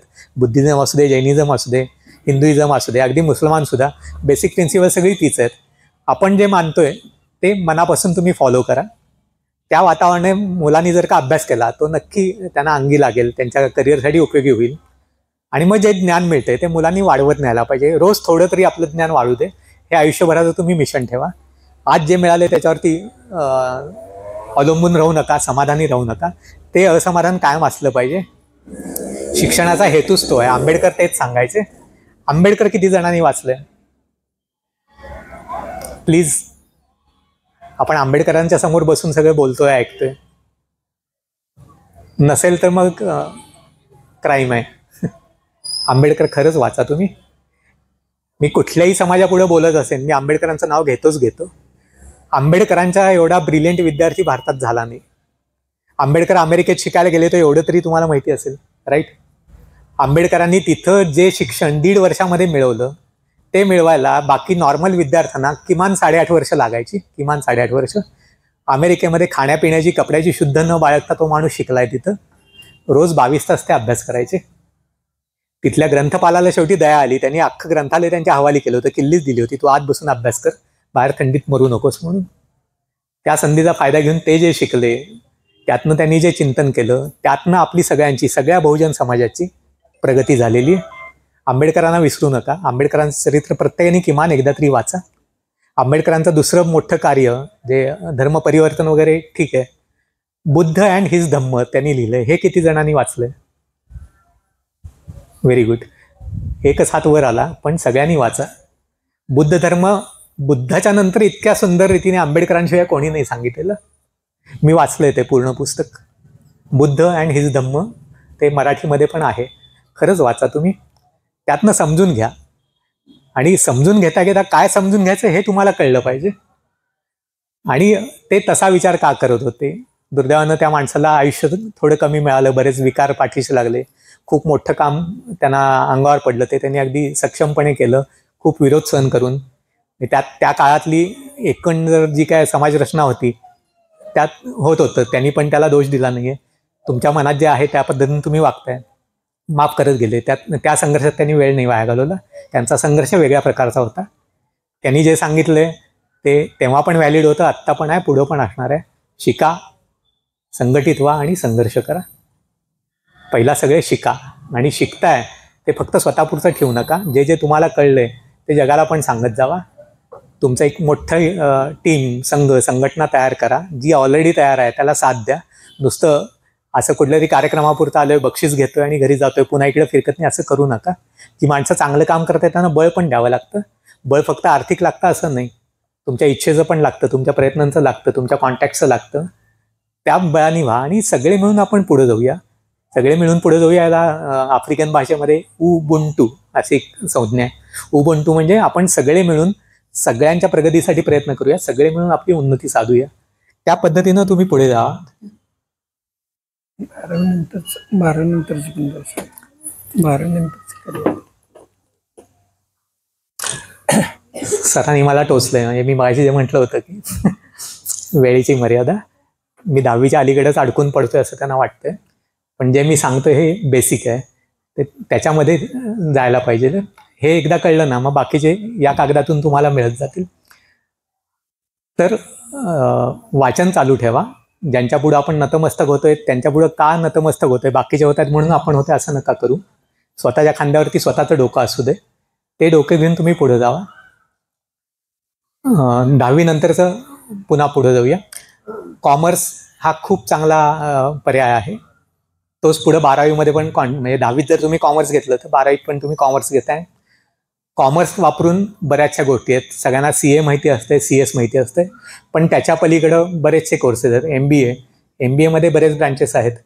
त्याच्यामध्ये business management in finance, in communication, in business management, in community management, in politics हे पण असते, इन सोशल सायन्सेस हे पण असते. आर्ट्स तुम्ही घेताय. खूप जणांना वाटतं की मी आर्ट्सला आहे म्हणजे मी कम असलं आहे, मला काही अक्कल नाही आहे, मला मार्क कमी पडलेत म्हणून आलो आहे, असं नाही आहे. आता जे जगभरातल्या मोठ्या कंपन्या आहेत त्या सगळ्यांमध्ये AIचं वारं येते. AI खूप जणांचे जॉब्स खाणार आहे. जे 12वी नंतर कॉम्प्युटरला जाणार म्हणतात त्यांच्यासाठी धोक्याची सूचना आहे. AI जे काही करते त्याच्या बेसिसवरती जे करायचं आहे, जी एम्प्लॉयमेंट करायची आहे, जे स्ट्रक्चर नवीन आकाराला येते, त्याच्यामध्ये आर्ट्सचं योगदान खूप मोठं आहे. हे अजून पुढं आलेलं नाही आहे, पण आत्ताच तुम्ही समजून घ्या. मानव्यशास्त्र आणि मानसशास्त्र याला प्रचंड डिमांड येणार आहे. जे नवीन टेक्नॉलॉजी वापरते त्याच्यामध्ये 50% कॉम्प्युटर आहे आणि बाकी 50%मध्ये 20 आणि 30 असं प्रपोर्शन मानव्य आणि मानसशास्त्र आहे. याच्या अभ्यासाला पण खूप महत्त्व येणार आहे. त्यामुळे आर्ट्सला जाणाऱ्यांनी पण आपण काहीतरी कम असं आहोत असं समजू नका. आर्ट्सला पण त्यांनी गेलं पाहिजे, त्याचा पण अभ्यास केला पाहिजे आणि तो जास्तीत जास्त पुढं जायला पाहिजे. आणि हेच विषय पुन्हा 12वी नंतर पण कॅरी होतात. इथं आत्ता जे 12वीचे जमलेत हे सगळे सायन्सवाले 12वी आहेत का? का सायन्स शिवाय पण आहेत? सायन्सवाले आहेत का सायन्स शिवाय पण आहेत? आहेत ना. तर मी परत परत सांगतोय, कुठलाही कोर्स कमी महत्वाचा नाहीये. कोर्स जर का उपयोगाचा नसता, कमी महत्वाचा असता, तर ती कॉलेज बंद पडली असती, त्यांनी कोर्स चालू ठेवलं नसते. कोर्स चालू आहे, त्याचे प्रोफेसर्स आहेत, मुलं तिचं शिकतायत, म्हणजे त्याला काहीतरी भवितव्य आहे. मग तुम्ही बिंदास तिकडं आपला कोर्स पुढे नेण्यामध्ये अजिबात काही हार नाहीये. पण जे करताय ते समजून उमजून करा. जसं सायन्सवाल्यांना सांगितलं की त्यांना फक्त इंजिनिअरिंग आणि मेडिकल एवढेच ऑप्शन आहेत का? नाही आहेत. त्याच्यामध्ये सुद्धा हजारो ऑप्शन आहेत. इंजिनिअरिंगमध्ये सुद्धा जे मी सांगितलं 74 प्रकारच्या इंजिनिअरिंग आहेत. एवढी शिकवणारी कॉलेजेस किती आहेत ती पण कल्पना आपल्याला नसती. आपले सर नाही सांगू शकत. जे बाहेर काउन्सिलर असतात ते पण सांगतातच असं नाही आहे. भारतामध्ये आत्ता 3,500 पेक्षा जास्त इंजिनिअरिंग कॉलेजेस आहेत. इतक्या कॉलेजेसमधून दरवर्षी साधारण 13.5 लाख इंजिनियर्स बाहेर पडतात. या 13.5 लाखपैकी गॅरंटीड जॉब फक्त 3.5 लाख इंजिनियर्सना मिळतो. बाकीच्यांना धडपड करावी लागती. बरेच जण नंतर 2-2, 3-3 वर्ष नोकरी शोधत असतात. ही सगळी वास्तविकता तुम्हाला माहिती असली पाहिजे. जेव्हा तुम्ही कॉलेजमध्ये ॲडमिशनला जाता तेव्हा त्यांना विद्यार्थी हवे असतात, म्हणून या बाजू ते कोण सांगत नाही. या तुम्ही प्लीज समजून घ्या. मिळते ते कॉलेज स्वीकारायचं असं करू नका. त्याच्यावरती CET नंतर तुम्हाला जे फॉर्म भरायला लागतो खूप विचारपूर्वक भरा, कारण त्यात तुम्हाला एकदा ॲडमिशन मिळाली की तीच तुम्हाला स्वीकारावी लागते आणि त्यातच पुढे जावं लागतं. तसं जरी व्हावं लागलं तरी त्यात सुद्धा दुःख मानायचं कारण नाही. तुम्ही कुठल्याही कोर्सला जावा, कुठल्याही, हे मी अगदी ठामपणानं सांगतो, कुठल्याही कोर्सला जावा, जे टॉप 20% असतात त्यांना जॉब मिळतात म्हणजे मिळतात. आणि तुम्ही कुठल्याही कोर्सला जावा, तुम्ही जर बॉटम 20% असाल तर तुम्हाला जॉब नाही मिळणार म्हणजे नाही मिळणार. ही मनाशी गाठ पक्की असू दे. हे समजून घेऊन अभ्यास काय करायचा, का करायचा, कसा करायचा हे समजून घेऊन त्या कोर्सला तुम्ही तोंड द्या. दुसरी गोष्ट, ज्या कुठल्या कोर्सला तुम्ही ॲडमिशन घेताय तुम्ही केवळ कॉलेज आणि केवळ प्रोफेसर त्यांच्यावरती अवलंबून राहू नका. हे 10वीच्या मुलांना पण लागू पडते आणि 12वीच्या मुलांना पण लागू पडते. 10वी नंतर ती जी पोरं आहेत ती बऱ्याचदा अकॅडमीच्या ट्रॅपमध्ये अडकतात. अकॅडमी ह्याच्यामध्ये फक्त तुमच्याकडनं राबवून घेऊन अभ्यास करून घेतला जातो आणि केवळ मार्कांवरती लक्ष देऊन. मग हे जर तुम्ही स्वतःवर नियंत्रण ठेवून माझी जे SWOT ॲनालिसिस सांगितलं त्यातले तुमचे विकनेसेस दूर करून तुम्ही घरातच जर का केला, अकॅडमीची गरज नसती. हे पण मी अगदी जबाबदारीने बोलतोय, कारण अकॅडमीमध्ये काय शिकवलं, अकॅडमीत पण माझी व्याख्यानं झालेली आहेत. तिथं कोण कसं काय शिकवतंय, त्यांच्या योग्यता काय आहेत, ते कुठून आलेले आहेत आणि काय इंटेन्शननं चालवतात हे सगळं माहिती आहे. जर स्वतःवर नियंत्रण ठेवून मुलांनी घरातच तेवढा अभ्यास केला, रोज 10 तास जर का तुम्ही घरात केला अभ्यास, आपली परीक्षा पद्धती खरोखर इतकी बिंडोक आहे, अगदी पहिलीपासून इंजिनिअरिंग मेडिकलपर्यंत बिंडोक मी म्हणतो. पुस्तकाच्या बाहेरचं तुम्हाला काहीही विचारलं जात नाही, काहीही. आणि मग ती पुस्तकं जर का तुम्ही नीट समजावून घेतली तर त्याच्या बाहेरचं काही येत नाही आहे. मग कशाला घाबरायचंय?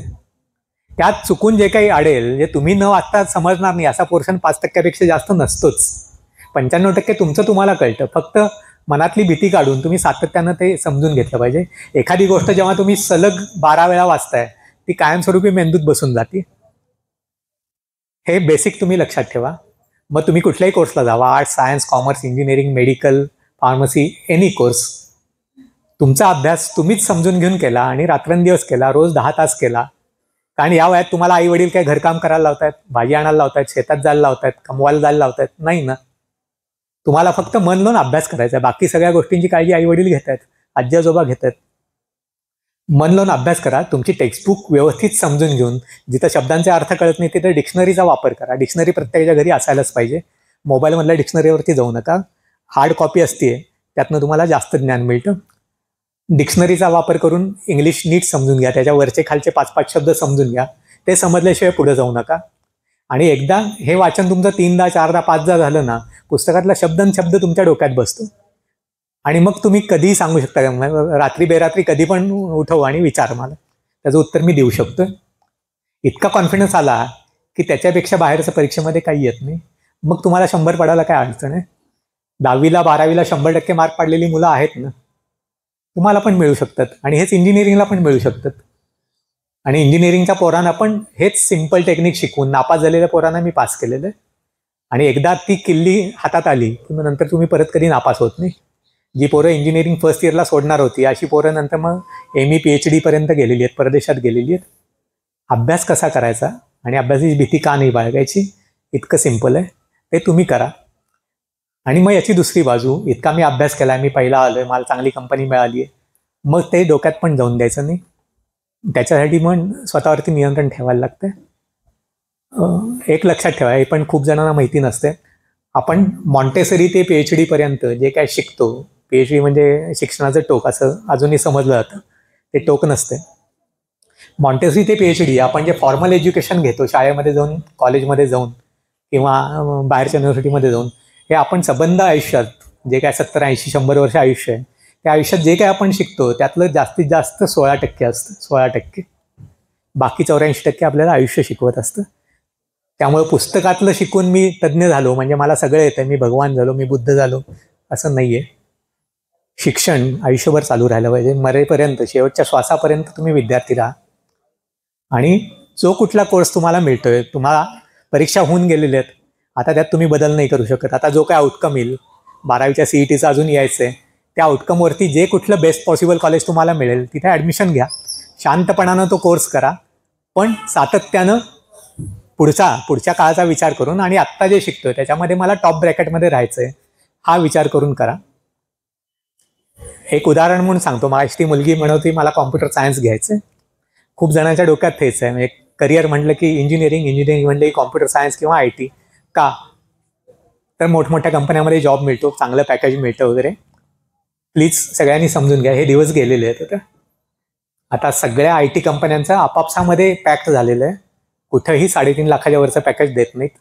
अगदीच IIT किंवा वॉलचनसारखी कॉलेजेस किंवा COP सारखी कॉलेज अपवाद म्हणून. पण दुर्दैवानं मागच्या वर्षी वॉलचनच्या पण बऱ्याच मुलांना नोकरी मिळाली नाही. एक बातमी जी शॉकिंग होती, IIT नेहरूनी स्थापन केली त्यानंतर आत्तापर्यंत जे कधीही झालं नव्हतं ते मागच्या वर्षी झालेलं आहे. IITच्या 36% मुलांना, मुंबई IIT, पवई IIT, 36% मुलांना नोकऱ्या मिळाल्या नाहीत. असं IIT स्थापन झाल्यापासून कधीही झालं नव्हतं. काय इतका बदलतोय, याला कारण पुन्हा AI, आर्टिफिशियल इंटेलिजन्स. त्याच्यासाठी मी जे मागे सांगत होतो, एक इंडस्ट्री 4.0 म्हणून पुस्तक आहे, ते इथं आणून ताबडतोब आणून मुलांना वाचायला लावा. इंडस्ट्री 4.0 म्हणजे सुरुवातीची जी इंडस्ट्री होती ती शेती, आणि शेतीवरती आधारित जे कारू किंवा 12 बलुतेदार, 18 आलुतेदार वगैरे म्हटलं जायचं, त्यांच्यावरती जी होती ती इंडस्ट्री 1.0. त्यानंतर मग वाफेचा शोध लागला, ती इंडस्ट्री 2.0. त्यानंतर मग इलेक्ट्रॉनिक्सचा शोध लागला, ती इंडस्ट्री 3.0. आणि आता कॉम्प्युटर बेस्ड जी इंडस्ट्री उभी होती आहे ती इंडस्ट्री 4.0. भूषण केळकर म्हणून लेखक आहे, त्याची एक लेखमाला होती, त्याचं तर पुस्तक झालेलं आहे. ते प्लीज, हे आत्ता जी 12वीला आहेत किंवा 10वीला आहेत, त्या सगळ्यांनी ते पुस्तक वाचा. त्याच्यामध्ये बरेच तुम्हाला पुढं काय काय होणार आहे त्या आयडिया येतील. 9 प्रकारच्या ज्या नवीन टेक्नॉलॉजी येत आहेत त्यांनी कॉम्प्युटर आणि IT मध्ये पूर्ण खळबळ माजवली आहे. तुम्हाला कदाचित कल्पना नसेल, जे IT इंजिनियर्स अमेरिकेत गेलेले आहेत, लठ्ठ पगारावरती नोकऱ्या करत होते मोठमोठ्या जागतिक कंपन्यांमध्ये, त्यांच्या नोकऱ्या ऑक्टोबर 2022 पासून जायला लागलेल्या आहेत. ऑक्टोबर 2022 पासून 22 गेले, 23 गेले, 24 गेले, आता 25 चालू आहे. रोज ॲव्हरेज 3000 लोकांच्या नोकऱ्या जातात अमेरिकेमध्ये. आणि अमेरिकेत मंदी आली की ती जगभर पसरते. आत्ता ऑलरेडी ती पसरली आहे, फक्त आपल्याला जाणवत नाही आहे. वेगवेगळ्या फुगवट्याखाली आपल्याला गुंगीमध्ये ठेवलं गेलेलं आहे. ती गुंगी कधी ना कधी आपल्याला भूल उतरणारच आहे. मग अचानक रियालिटी समोर येईल. आत्तापासून स्वतःला मेंटली तयार करा. पुढच्या काळाचा तुम्ही एक करा. त्याच्यामध्ये AI, आर्टिफिशियल इंटेलिजन्स सगळ्यांना माहिती आहे.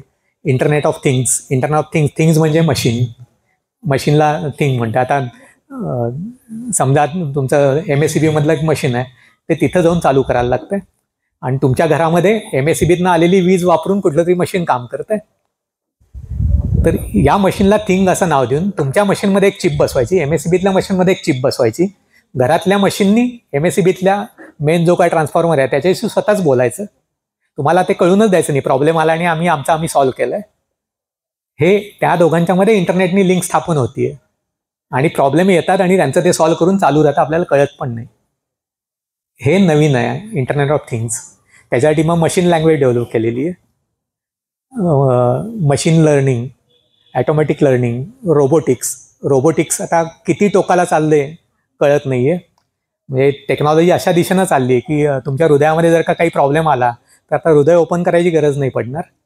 कमरेच्या तिथं कुठंतरी हृदयाकडे जाणाऱ्या रक्तवाहिनीमध्ये आपण जी कॅप्सूल खातोय त्या कॅप्सूलपेक्षाही 1 आकाराची कॅप्सूल सोडायची. ती कॅप्सूल त्या रक्तवाहिनीतनं हृदयामध्ये जाईल, हृदयातला फॉल्ट डिक्लेअर करेल, वॉल बदलायचं बदलेल आणि दुसरीकडनं बाहेर येईल. त्याला नॅनोबॉट म्हणतात. या दिशेनं संशोधन चाललेलं आहे. मेंदूवरती संशोधन चाललेलं आहे. आपण जन्माला कसे येतो त्याच्यावरती संशोधन चाललंय. आपण का जन्माला येतो आणि का जगतो, तसे का जगतो याच्यावरती, त्याला जेनेटिक्स म्हणतात. जेनेटिक्सचा पुढचा भाग जीनच्या पुढचा भाग जिनोमवरती संशोधन होतंय. आपल्या शरीरातल्या प्रत्येक पेशीचं कॉम्प्युटरायझेशन करून संशोधन करायचं चाललंय. आपल्याला कल्पना पण नसती आपण इतकी सगळी जी मस्ती शरीराबरोबर करतो ती जर जी काय निसर्गाची योजना आहे थक्क होईल एवढी योजना आहे. ते जिनोमवरचं एक नुकतंच पुस्तक वाचलंय. आपल्या शरीरामध्ये ट्रिलियन शब्द कळतो. बिलियन म्हणजे 100 कोटी, 1000 बिलियन म्हणजे 1 ट्रिलियन. आपल्या शरीरामध्ये 100 ट्रिलियन सेल्स असतात, पेशी. आपल्याला कल्पना पण नसती. आणि या प्रत्येक पेशीवरती काम करता येईल इतकी टेक्नॉलॉजी डेव्हलप व्हायला लागलेली. जे आर्टिफिशियली पोरं जन्माला घालतात, IVF टेक्नॉलॉजी जे म्हणतात. म्हणजे आता मूल जन्माला घालायसाठी आईबाप असायची पण गरज पडणार नाही आहे. जगातल्या सिलेक्टेड 1000-2000 महिलांचे आणि पुरुषांचे स्पर्म आणि बीजांडकोश एकत्र करून पाहिजे तेवढी माणसं जन्माला घालता येतील अशी टेक्नॉलॉजी डेव्हलप व्हायला लागली. आपल्या शरीरामध्ये पेशी असतात, प्रत्येक पेशीमध्ये गुणसूत्र असतात. त्याचं जेनेटिक इंजिनिअरिंग, त्याला प्रचंड डिमांड यायला लागलेलं आहे. त्याच्यामध्ये जिनोम, आपल्या 23 गुणसूत्र असतात, 23 गुणसूत्रांच्या जोड्या. त्याच्यामध्ये जे छोटे पार्टिकल असतात त्याला जिनोम म्हणतात. ते 4 बेसिक केमिकल्सनी तयार होतात. त्याच्यासाठी जी केमिकल टेक्नॉलॉजी ती टोकाला न्यायला लागलेत. ती जर समजून घेतली, त्याच्यामध्ये बारीक बारीक चेंजेस केले तर आपल्याला आयुष्यात कधी रोग होणार नाही. रोग झाला तर तो ताबडतोब बरा करता येईल आणि माणसाचं आयुर्मान पण पाहिजे तेवढं वाढत जाईल. म्हणजे फक्त पुराणात वगैरे ऐकायचं होतं 1400 वर्ष जगला चांगदेव वगैरे, ते प्रत्यक्षात आणता येईल. इथंपर्यंत टेक्नॉलॉजी चालली आहे, आपल्याला ते माहीत पण नाही आहे. मग या टोकाला जे जग चाललेलं आहे त्या तिथंपर्यंत आपल्याला जायचं ना. आपली पोरं जाऊ देत, त्या दिशेने तुम्ही पोरांनी ॲडमिशन घ्यायला पाहिजेत. त्या पुढच्या टेक्नॉलॉजीचा तुम्ही वापर करा, विचार करा, त्या पद्धतीनं तुम्ही ॲडमिशन घ्या. आणि हे जर अमेरिकेत करू शकताय तर मग भारतात आपण का नाही करू शकत, ही जिद्द तुम्ही मनात बाळगा. आणि जो मिळतोय त्या कोर्सला, चांगल्यात चांगल्या कोर्ससाठी ॲप्लिकेशन करा. तुम्हाला बुद्धाच्या कृपेने चांगले कोर्सेस मिळू देत, त्यात तुम्ही चांगली प्रगती करा. पण ॲडमिशन मिळते आहे, that is not the end. Admission मिळवणं अवघड आहे, दॅट इज द स्टार्ट. पुढच्या 4 वर्षाचा प्रवास त्याच्यावरती अवलंबून आहे. तो 4 वर्षाचा प्रवास संपल्यानंतर जे सर्टिफिकेट मिळते that is also not the end. त्या बेसिसवरती तुमचं खरं करिअर पुढं चालू होणार आहे. त्यातून तुम्ही ज्ञान पण मिळवलं पाहिजे, पैसा पण मिळवला पाहिजे, पद पैसा ते पण मिळवलं पाहिजे, रेकग्निशन मिळवलं पाहिजे. ते पण तुम्ही सगळं करा. पण या प्रवासामध्ये कुठं थांबू नका, कुठं थकू नका. मी जे बेसिक सांगतोय हे सगळे तुमच्या पुढच्या प्रवासाला उपयोगी आहेत. हे समजून घ्या. ज्ञान सतत वाढवत राहा. जे जे काय तुम्ही ज्ञान मिळवते ते एकमेकात शेअर करा. समाजातल्या सगळ्या मुलांच्या बरोबर शेअर करा. एकमेकाला मदत करत तुम्ही पुढे जावा. मला वाटतं मी खूप बोलतोय, आता 8 वाजत आलेत. अजूनही बोलू शकेन पण तुम्ही आता बक्षिसं घ्यायसाठी आतुर झालेले असणार आहे. महिलांना घरी जाऊन पुन्हा स्वयंपाक करून जेवण आणखीन पुढचं. खरं सांगाय तर मी विषयाला जस्ट सुरुवात केलेली, पण असू दे, पुन्हा कधी आपल्या भेटीचा योग आला तर. परत मी सांगतो की हा कागद खरंच खूप भारी आहे. हा प्रत्येक ज्याने कोणी तयार केला आहे कौतुक आहे त्याचं. नेटवरती पण फिरतंय, त्याचा प्रिंटआउट काढलेला असेल, त्यात थोडी भर आहे. त्याचा अभ्यास करा, त्यातनं आपल्याला सुटेबल काय आहे त्याचा विचार करा. आणि आपल्याला सुटेबल काय आहे याचा विचार करायसाठी मगाशी सांगलेले जे SWOT ॲनालिसिस आहे ते प्रत्येकजण आजच आपल्या घरी करा. आणि तुम्हाला कधीही अपयशाचा सामना नाही करायला लागणार. आणि जे मिळतंय, यश मिळालं ते तसं का मिळालं ह्याचा ॲनालिसिस करा. आणखीन पुढं जावा. चुकून अपयश मिळालं खचून जाऊ नका. अपयश का मिळालं त्याचा सामना करा, पहिला ते स्वीकारा, अभ्यास करा, झालेल्या चुका दुरुस्त करा. एक संधी गेली म्हणजे पुढं संधी येत नाहीत असं नसतंय. त्याचा उलटं आलेलं अपयश असते हे पुढच्या तुमच्या यशाची एक पहिली पायरीच असते. हे उगीच भिंतीवरती लिहायचं वाक्य नाही आहे, हे अनुभवातनं लक्षात आलेलं आहे. त्याचा वापर करून तुम्ही आणखीन पुढे जावा, स्वतःची प्रगती करून घ्या आणि खूप खूप यश मिळवा. तुम्ही डिग्री झाल्यानंतर, चांगल्या नोकऱ्या मिळाल्यानंतर किंवा स्वतःचा व्यवसाय सुरू केल्यानंतर पुन्हा तुमच्या अभिनंदनासाठी इथं यायची मला संधी मिळू दे अशी प्रार्थना करतो आणि थांबतो. धन्यवाद.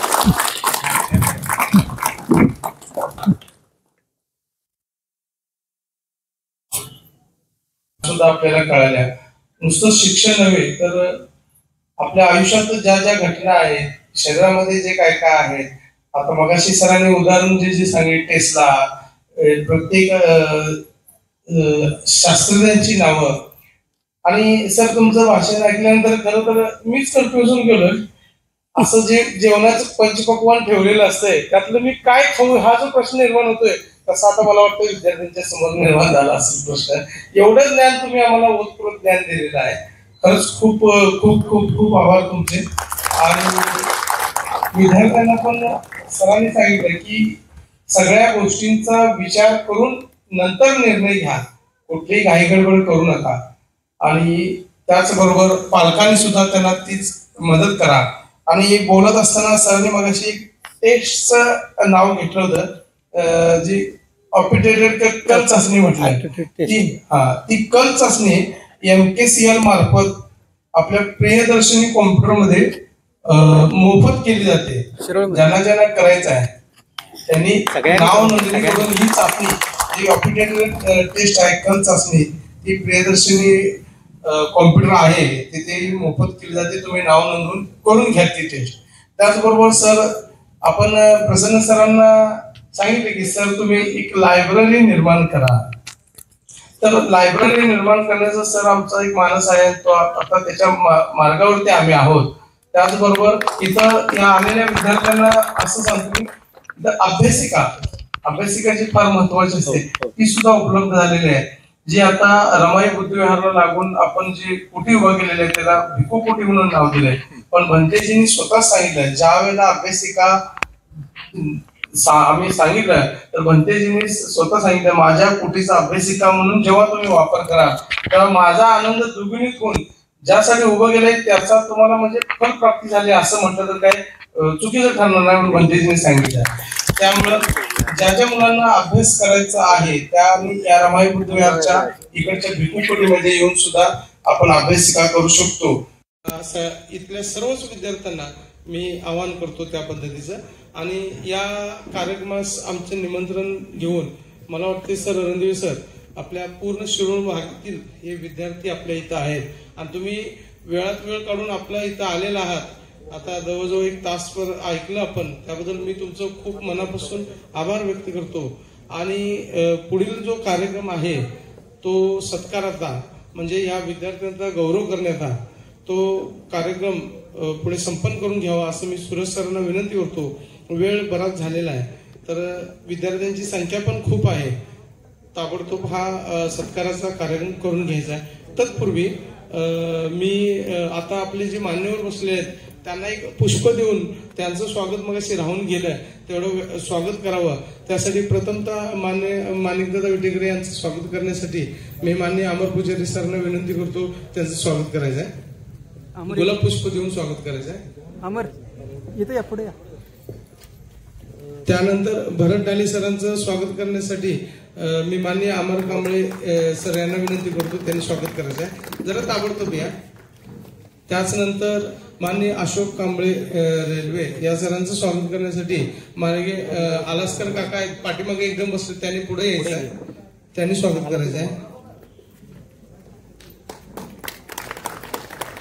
त्याचबरोबर सम्यक संबोधी सर सांगले यांचं स्वागत करण्यासाठी मी प्रसन्नजित दीक्षांत सर यांना आणि निखिल विटेकरे यांना विनंती करतो या दोघांनी येऊन स्वागत करायचं आहे.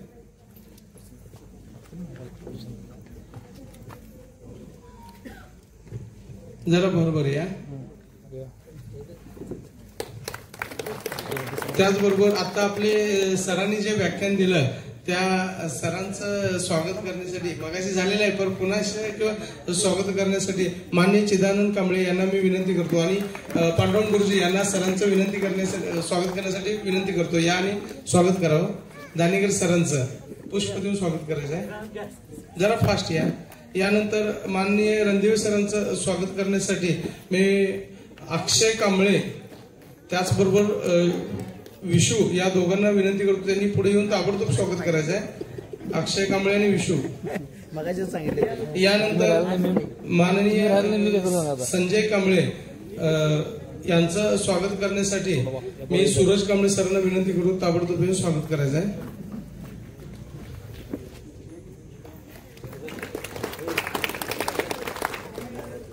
आणि याहून जरी इथं कोण आला असेल आणि जर माझं नजर चुकीनं राहून गेलं असेल स्वागत करण्याचं, तर मी माननीय आमचे सल्लागार बिजू कांबळे मामा यांचं स्वागत करण्यासाठी प्रकाश कांबळे कॅप्टन यांना विनंती करतो, त्यांनी स्वागत करायचं आहे. आणि याहून जरी कोण राहिला असेल तर मी तुमचं सर्वांचं स्वागत करतो. याबरोबर विलास कांबळे आबा यांचं स्वागत करण्यासाठी यासाठी अमोल ओवाळे सरांना विनंती करतो आणि शुभम शिरोळकर यांना दोघांनी स्वागत करायचं आहे त्यांचं.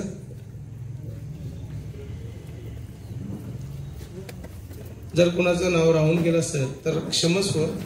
आणि पुढील सत्काराचा कार्यक्रम हा ताबडतोब आवरून घ्यायचा आहे अशी मी विनंती करतो. आणि या सत्काराच्या कार्यक्रमाच्या नंतर सर्वांची मी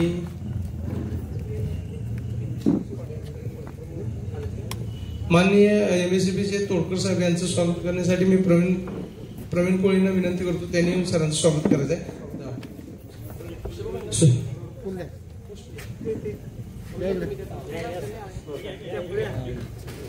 सर्वांची नावं माहीत नसल्यामुळं बराचसा गोंधळ होतोय, त्याबद्दल सर्वांचं क्षमस्व. आणि मी मगाशीच म्हटलं ज्यांचं नाव राहून गेलंय त्या सर्वांचं मी माझ्या मार्फत आणि या फाउंडेशन मार्फत सहर्ष स्वागत करतो.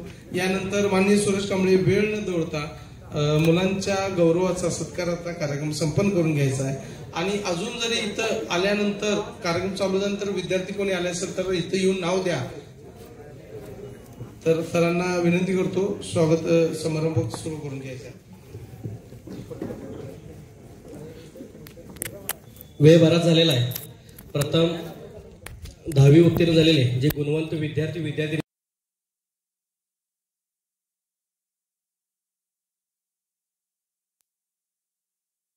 93% पडलेले. जेवण करून घ्या. मी यांचा सत्कार मी भारत कांबळे सर येतो. तुम्ही जेव्हा संजय कांबळे सर यांच्या हस्ते करायचं आहे. जेव्हा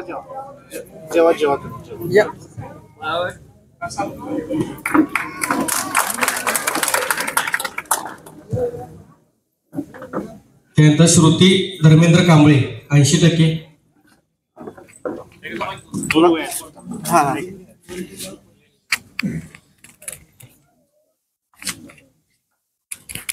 श्रुती धर्मेंद्र कांबळे.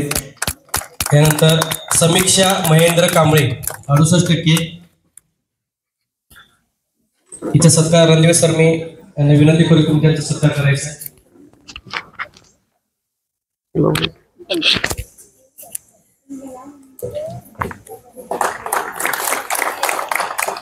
अनुष्का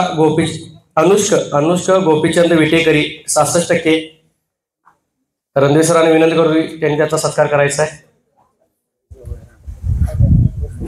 अनुष्का गोपीचंद विटेकरी. यानंतर वेदिका शीतल जाधव 70%. या कार्यक्रम प्रमुख वक्ते दानेकर सर यांच्या हस्ते द्यायचा आहे. वेदिका शीतल जाधव 70%.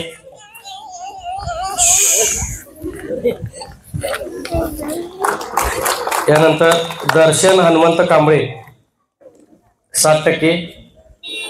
चला विद्यार्थी बराच वेळ झालेला आहे. दर्शन हनुमंत कांबळे. यानंतर अधिराज अमित कुमार कांबळे 70%. अशोक कांबळे काका यांना विनंती करतो त्यांचा सत्कार करायचा आहे. अधिराज अमित कुमार कांबळे 70%. निधी प्रकाश कांबळे दापोलीचे विद्यार्थिनी 81%. निधी प्रकाश कांबळे 81% पडलेले याला अशोक कांबळे काकांना विनंती करतो त्यांचा सत्कार करायचा आहे. यानंतर आदित्य सुरेश माळी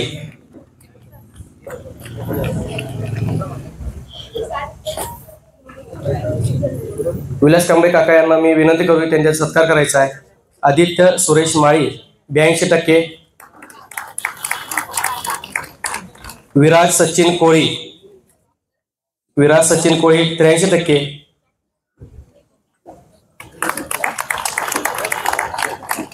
यानंतर पायल संतोष कांबळे 65%. मी बिजू कांबळे काका यांना विनंती करतो की त्यांनी त्यांचा सत्कार करायचा मुलींचा. पायल संतोष कांबळे 65%. तसेच सलोनी संजय सूर्यवंशी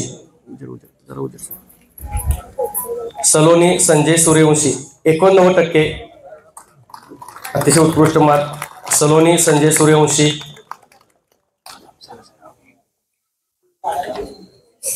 यानंतर आसावरी प्रवीण कोळी 79%. मी भरत डाले यांना विनंती करतो की त्यांचा सत्कार करायचा आहे. मी नाव सांगतो. कदम सर पुढे आहेस. कदम सर. प्रथमेश भारत ढाले. माणिक विटेकरी मामा यांना विनंती करतो की त्यांचा सत्कार करायचा आहे. प्रथमेश भारत ढाले 55%.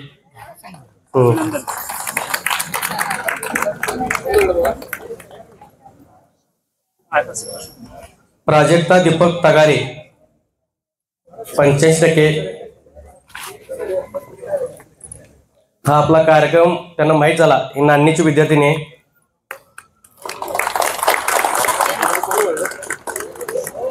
काय नाव? प्राजक्ता दीपक तगारे 85%. प्रज्वल अमर. यानंतर प्रज्वल अमर कांबळे 87%. पामा गुरुजी यांना मी विनंती करतो की तुमच्या शुभास्ती द्यायचा आहे.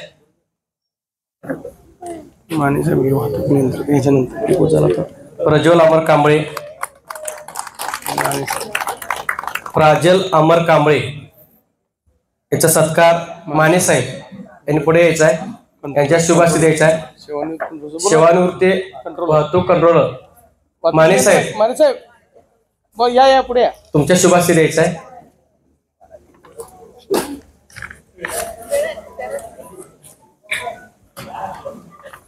योगीचं नाव प्राजल अमर कांबळे. प्राजल. कार्तिक विठ्ठल माने. प्राजल अमर कांबळेला 94% पडल्यात. अत्यंत उत्कृष्ट असे मार्क आहेत. यानंतर कार्तिक विठ्ठल माने 50%. सरांच्या हस्ते. प्रेरणा प्रदीप कट्टी 82%. मी योगेश विटेकरी सांगली पोलीस यांना विनंती करतो की तुमच्या शुभास्ती द्यायचा आहे. मुंबई पोलीस सांगली पोलीस झाले. त्यांचे मुंबई पोलीसमध्ये नुकतेच त्यांची बदली झालेली आहे. त्यांचे हार्दिक असं अभिनंदन स्वागत आणि स्वागत सांगली जिल्ह्यात आल्याबद्दल. आता कोण झालं? कुणाचं नाव? त्याचं नाव विचार मुलाचं. काय नाव त्यांचं? हे बाळ तुझं नाव काय? प्रांजल. कुणाचं? प्रांजल म्हणजे झालं ना? कट्टी कट्टी झालं. कट्टी कट्टी महिलांची नाव महिला माहित नाहीत ना. अस्मिता नितीन कांबळे 62%. चिदान कांबळे यांच्या शुभास्ती द्यायचा आहे. अस्मिता नितीन कांबळे. या मुलगी नसेल त्यांची आई आजी या त्यांनी स्वीकारायचं आहे.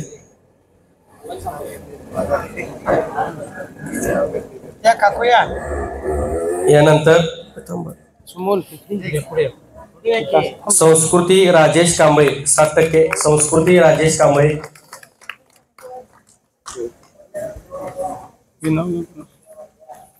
अमित कोय तुमच्या शुभास्ती द्या.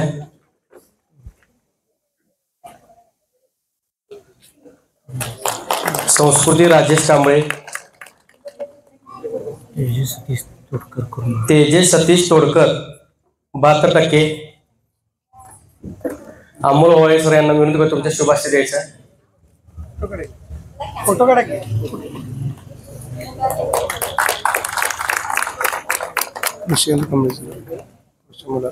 संस्कृती राजेश कांबळे झाल्यात. जान्हवी कुमार कांबळे 7%. निशिकांत कांबळे यांच्या शुभास्ती द्यायचा आहे. जान्हवी कुमार कांबळे 60%. यानंतर श्रीनिवास शरद पवार, आलास्कर अण्णा, अरविंद कांबळे यांच्या शुभ हस्ते द्यायचं आहे. किती राहिलेत मुलं?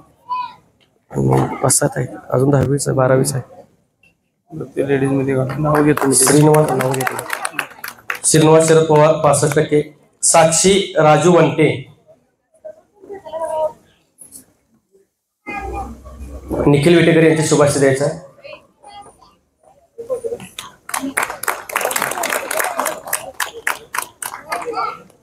अद्वैत प्रसन्न कदम 96%. त्यांचा नातू आले कदम सरांनी स्वीकारावं. आजचे प्रमुख वक्ते सरांच्या हस्ते दिलं जाईल. ओके.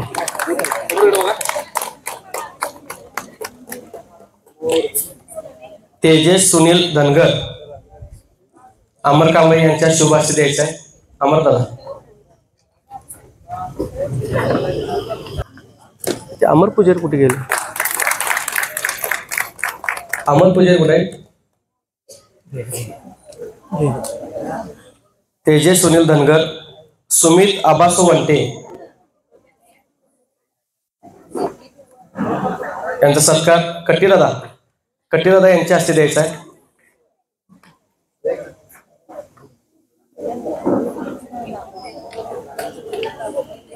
सुमित आबासो वंटे,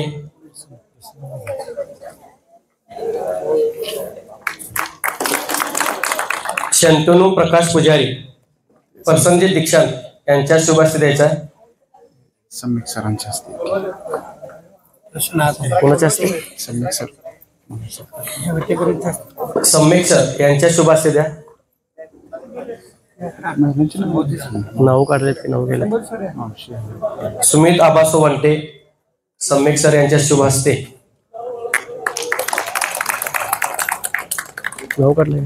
सरांच्या हस्ते पण एक द्या. मग शंतनू प्रकाश पुजारी 50%. शंतनू प्रकाश पुजारी कोणाच्या हस्ते?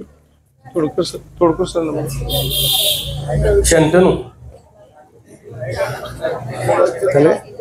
त्यांचं पण आहे, पण मी तर घ्या. बर 12वीचं आता हे किती झाले? अजून एक 2 आहेत. एक वैभव अरुण बामणे 50%. 10वीचे आहे. 10वी याचा सत्कार योगेश विशाल विकी कांबळे यांच्या शुभ हस्ते द्यायचा. योगेंद्रचं नाव. फोटो पण घेणं, फोटो पण घेणार. फोटो पण घ्यायला हवा. फोटो मोबाईल नाही झाला तू कुठं काढायला? अरे मग पाठवाय नको आहे ग्रुपवर. कार्यक्रम म्हटलं कसं करणार? माणसं पटून राहिले. दिल्या पैसा. संकेत संदीप कांबळे यांचा सत्कार संतोष कांबळे यांच्या शुभ हस्ते करायचा आहे.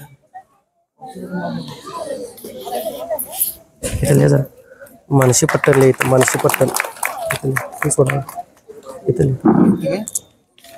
चंदाराणी सुखदेव पुजारी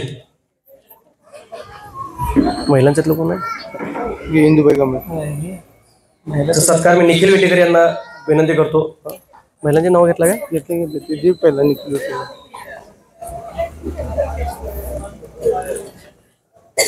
अभिजित कांबळे फौजी बाहेर यायचं. अभिजित कांबळे, उमेश गाडगे, आकाश कांबळे बाहेर यायचं आहे. पुढचं नाव धनराज अमरशिव धुमाळ 79%. याचा सत्कार शुभम शिरोळकर, अभि कांबळे यांच्या शुभ हस्ते द्यायचा आहे. अभिला बोलव त्याला. ये बळे इकडे. अमोल होय यांच्या शुभ हस्ते द्या. अमल द्या. पुढचं नाव रितेश राहुल देशमुख 63%. चा सत्कार प्रसंजित दीक्षांत यांच्या शुभ हस्ते. बनसोडे काकाचं नाव पुढच्या पोरगेला झाली की आता नाव? बरं. ते पहिलं एक नाव घे होतं पुरुषांचं, मग बायकांचं. 10वीचे विद्यार्थ्यांचा सत्कार संपन्न झालेला आहे. कोणाचा? विलास बनसोडे.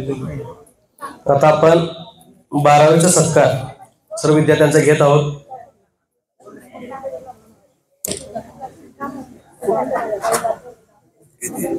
काय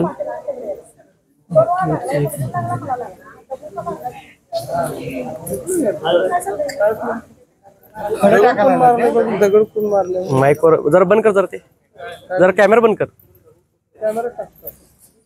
खेळाखेळी करू नका, फेकाफेकी करून इकडे कोण आलं तर दगड लागायला लागले. पण खेळत असेल तर खेळू नका आणि काही फेकाफेकी करू नका. बरं ठीक आहे, चला असू दे. कुणाला लागलं नाही ना? सूरज इथं पण पडला असं इकडे आला. बरी काय रचना 12वी उत्तीर्ण विद्यार्थ्यांचा सत्कार आपण घेत आहोत. दीक्षा संजय देवकारे 86% यांचा सत्कार त्या कार्यक्रमाचे प्रमुख वक्ते त्यांच्या पालकांना पण बोलावं. यांच्या हस्ते व विलास बनसोडे यांनी समोर यायचं आहे. पालक येत बनसोडे काका आहेत का? बनसोडे काका पुढे यायचं आहे.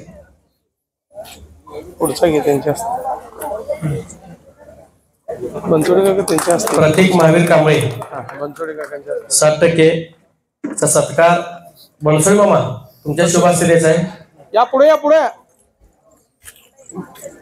प्रकाश कांबळे कॅप्टन यांच्या शुभ हस्ते पुढचा सत्कार घ्यायचा आहे. बनसोडे काका कोणाला द्यायला लावला? प्रतीक महावीर कांबळे याचा सत्कार बनसोडे मामा करतील. महिलांची इच्छा नाव आहे. त्यानंतर मोहित शीतल जाधव 70% याचा सत्कार इंदुबाई कांबळे काकी यांनी पुढे यायचा आहे. दोन आणि निर्मला कांबळे तसे निर्मला कांबळे या दोघींच्या शुभास्ते द्यायचा आहे. या मोहित शीतल जाधव पुढे पुढे श्रेया सचिन माने देवकर मॅडम याचा सत्कार देवकारी मॅडम अर्चना कांबळे व अर्चना कांबळे यांच्या शुभास्ते द्यायचा आहे. या दोघांना आणि कोणा नाव घेतलं देवकर मॅडम आणि अर्चना कांबळे या मुलगी किती राहिल्यात आता? 4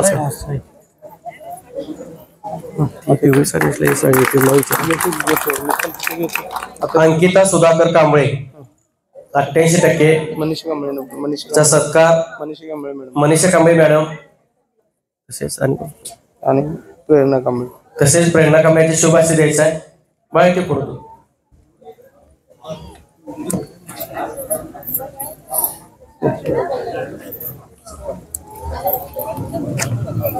हे नाव काय म्हटलं? अंकिता सुधाकर कांबळे 88%. त्यानंतर सहिरा बशीर हेतवडे याचा सत्कार गौरी कांबळे. तुमचं काय नाव? तुमच्या हस्ते तुमचं नाव माहित नाही एक पुढं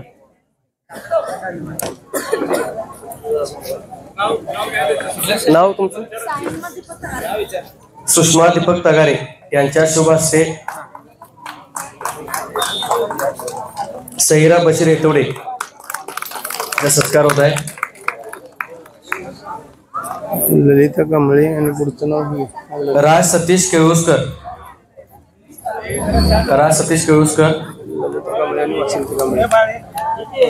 याचा सत्कार ललिता कांबळे व वासंती कांबळे यांच्या शुभ हस्ते. किती विद्यार्थी? अजून 4 आहेत.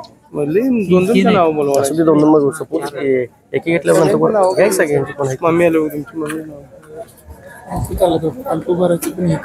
घ्या पटकन घ्या नाव घे पटकन एक आलोक अविनाश कांबळे यांचा सत्कार लता कांबळे यांच्या शुभ हस्ते होईल.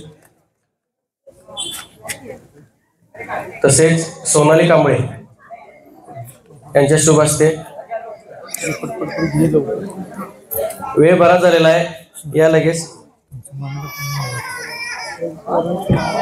आलोक अविनाश कांबळे 70%. दोघे म्हणते. रशिका सुशील कुमार पुर्णे. सरांच्या हस्ते देवांनी सोडून देत असेल. रशिका सुशील कुमार पुर्णे सत्कार. संतोष कांबळे यांच्या शुभाशी होईल. बोलू. यानंतर सुदीक्षा राजू वंटे याचा सत्कार.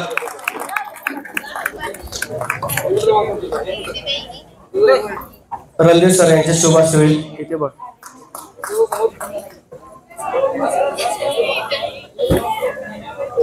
स्वरूप रामचंद्र पुजारी सरांच्या हस्ते सोडून दे सगळ्यांचं. पटपट घे. यांचा सत्कार. अशोक कांबळेची शुभाशी होईल. स्वरूप पुजारी. मानसी राजेंद्र पट्टण याचा सत्कार. विलास कांबळे आभार यांच्या हस्ते होईल, संपन्न होईल. सांगा संपन्न झालं म्हणून सांगा. सर्व विद्यार्थी 10वी 12वीचे विद्यार्थ्यांचा सत्कार समारंभ संपन्न झालेला आहे. सर्वांचे अल्पोपहारची सोय केलेली आहे. सर्वांनी अल्पोपहार करून घरी जायचं आहे. दुसरी गोष्ट विशेष आवडून तुम्हाला सांगा वाटते, सम्यक क्रांती फाउंडेशन दरवर्षी हा कार्यक्रम आपण 10वी 12वी विद्यार्थी गुणवंत विद्यार्थ्यांचा सत्कार व मार्गदर्शन शिबिर आपण दरवर्षी आयोजित करतो. तसेच आपल्या सम्यक क्रांती फाउंडेशनचा उद्देश आहे की आपल्या समाजामध्ये आपल्या आजूबाजूला एखादी विद्यार्थी होतकरी विद्यार्थी असेल, परंतु आर्थिक परिस्थिती त्याची बिकट असेल, शैक्षणिक काही अडचणीत असतील, तर सम्यक क्रांती फाउंडेशनशी तुम्ही संपर्क साधावा. त्यातून आम्ही आर्थिक असेल किंवा शैक्षणिक साहित्य असेल, सम्यक क्रांती फाउंडेशन नेहमी तुमच्या पाठीशी राहील अशी आम्ही ग्वाही देतो. आभार प्रदर्शन संतोष कांबळे करते. खूप खूप धन्यवाद सुरेश सर.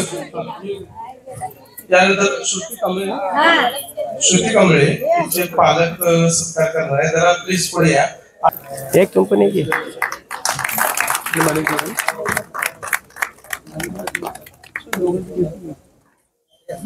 त्याचबरोबर सर्वप्रथम या 10वी आणि 12वी सर्वांचे जे गौरव झाले, ज्यांचं सत्कार झाला, त्यांना तुम्हाला पुढच्या आयुष्यासाठी खूप खूप साऱ्या शुभेच्छा.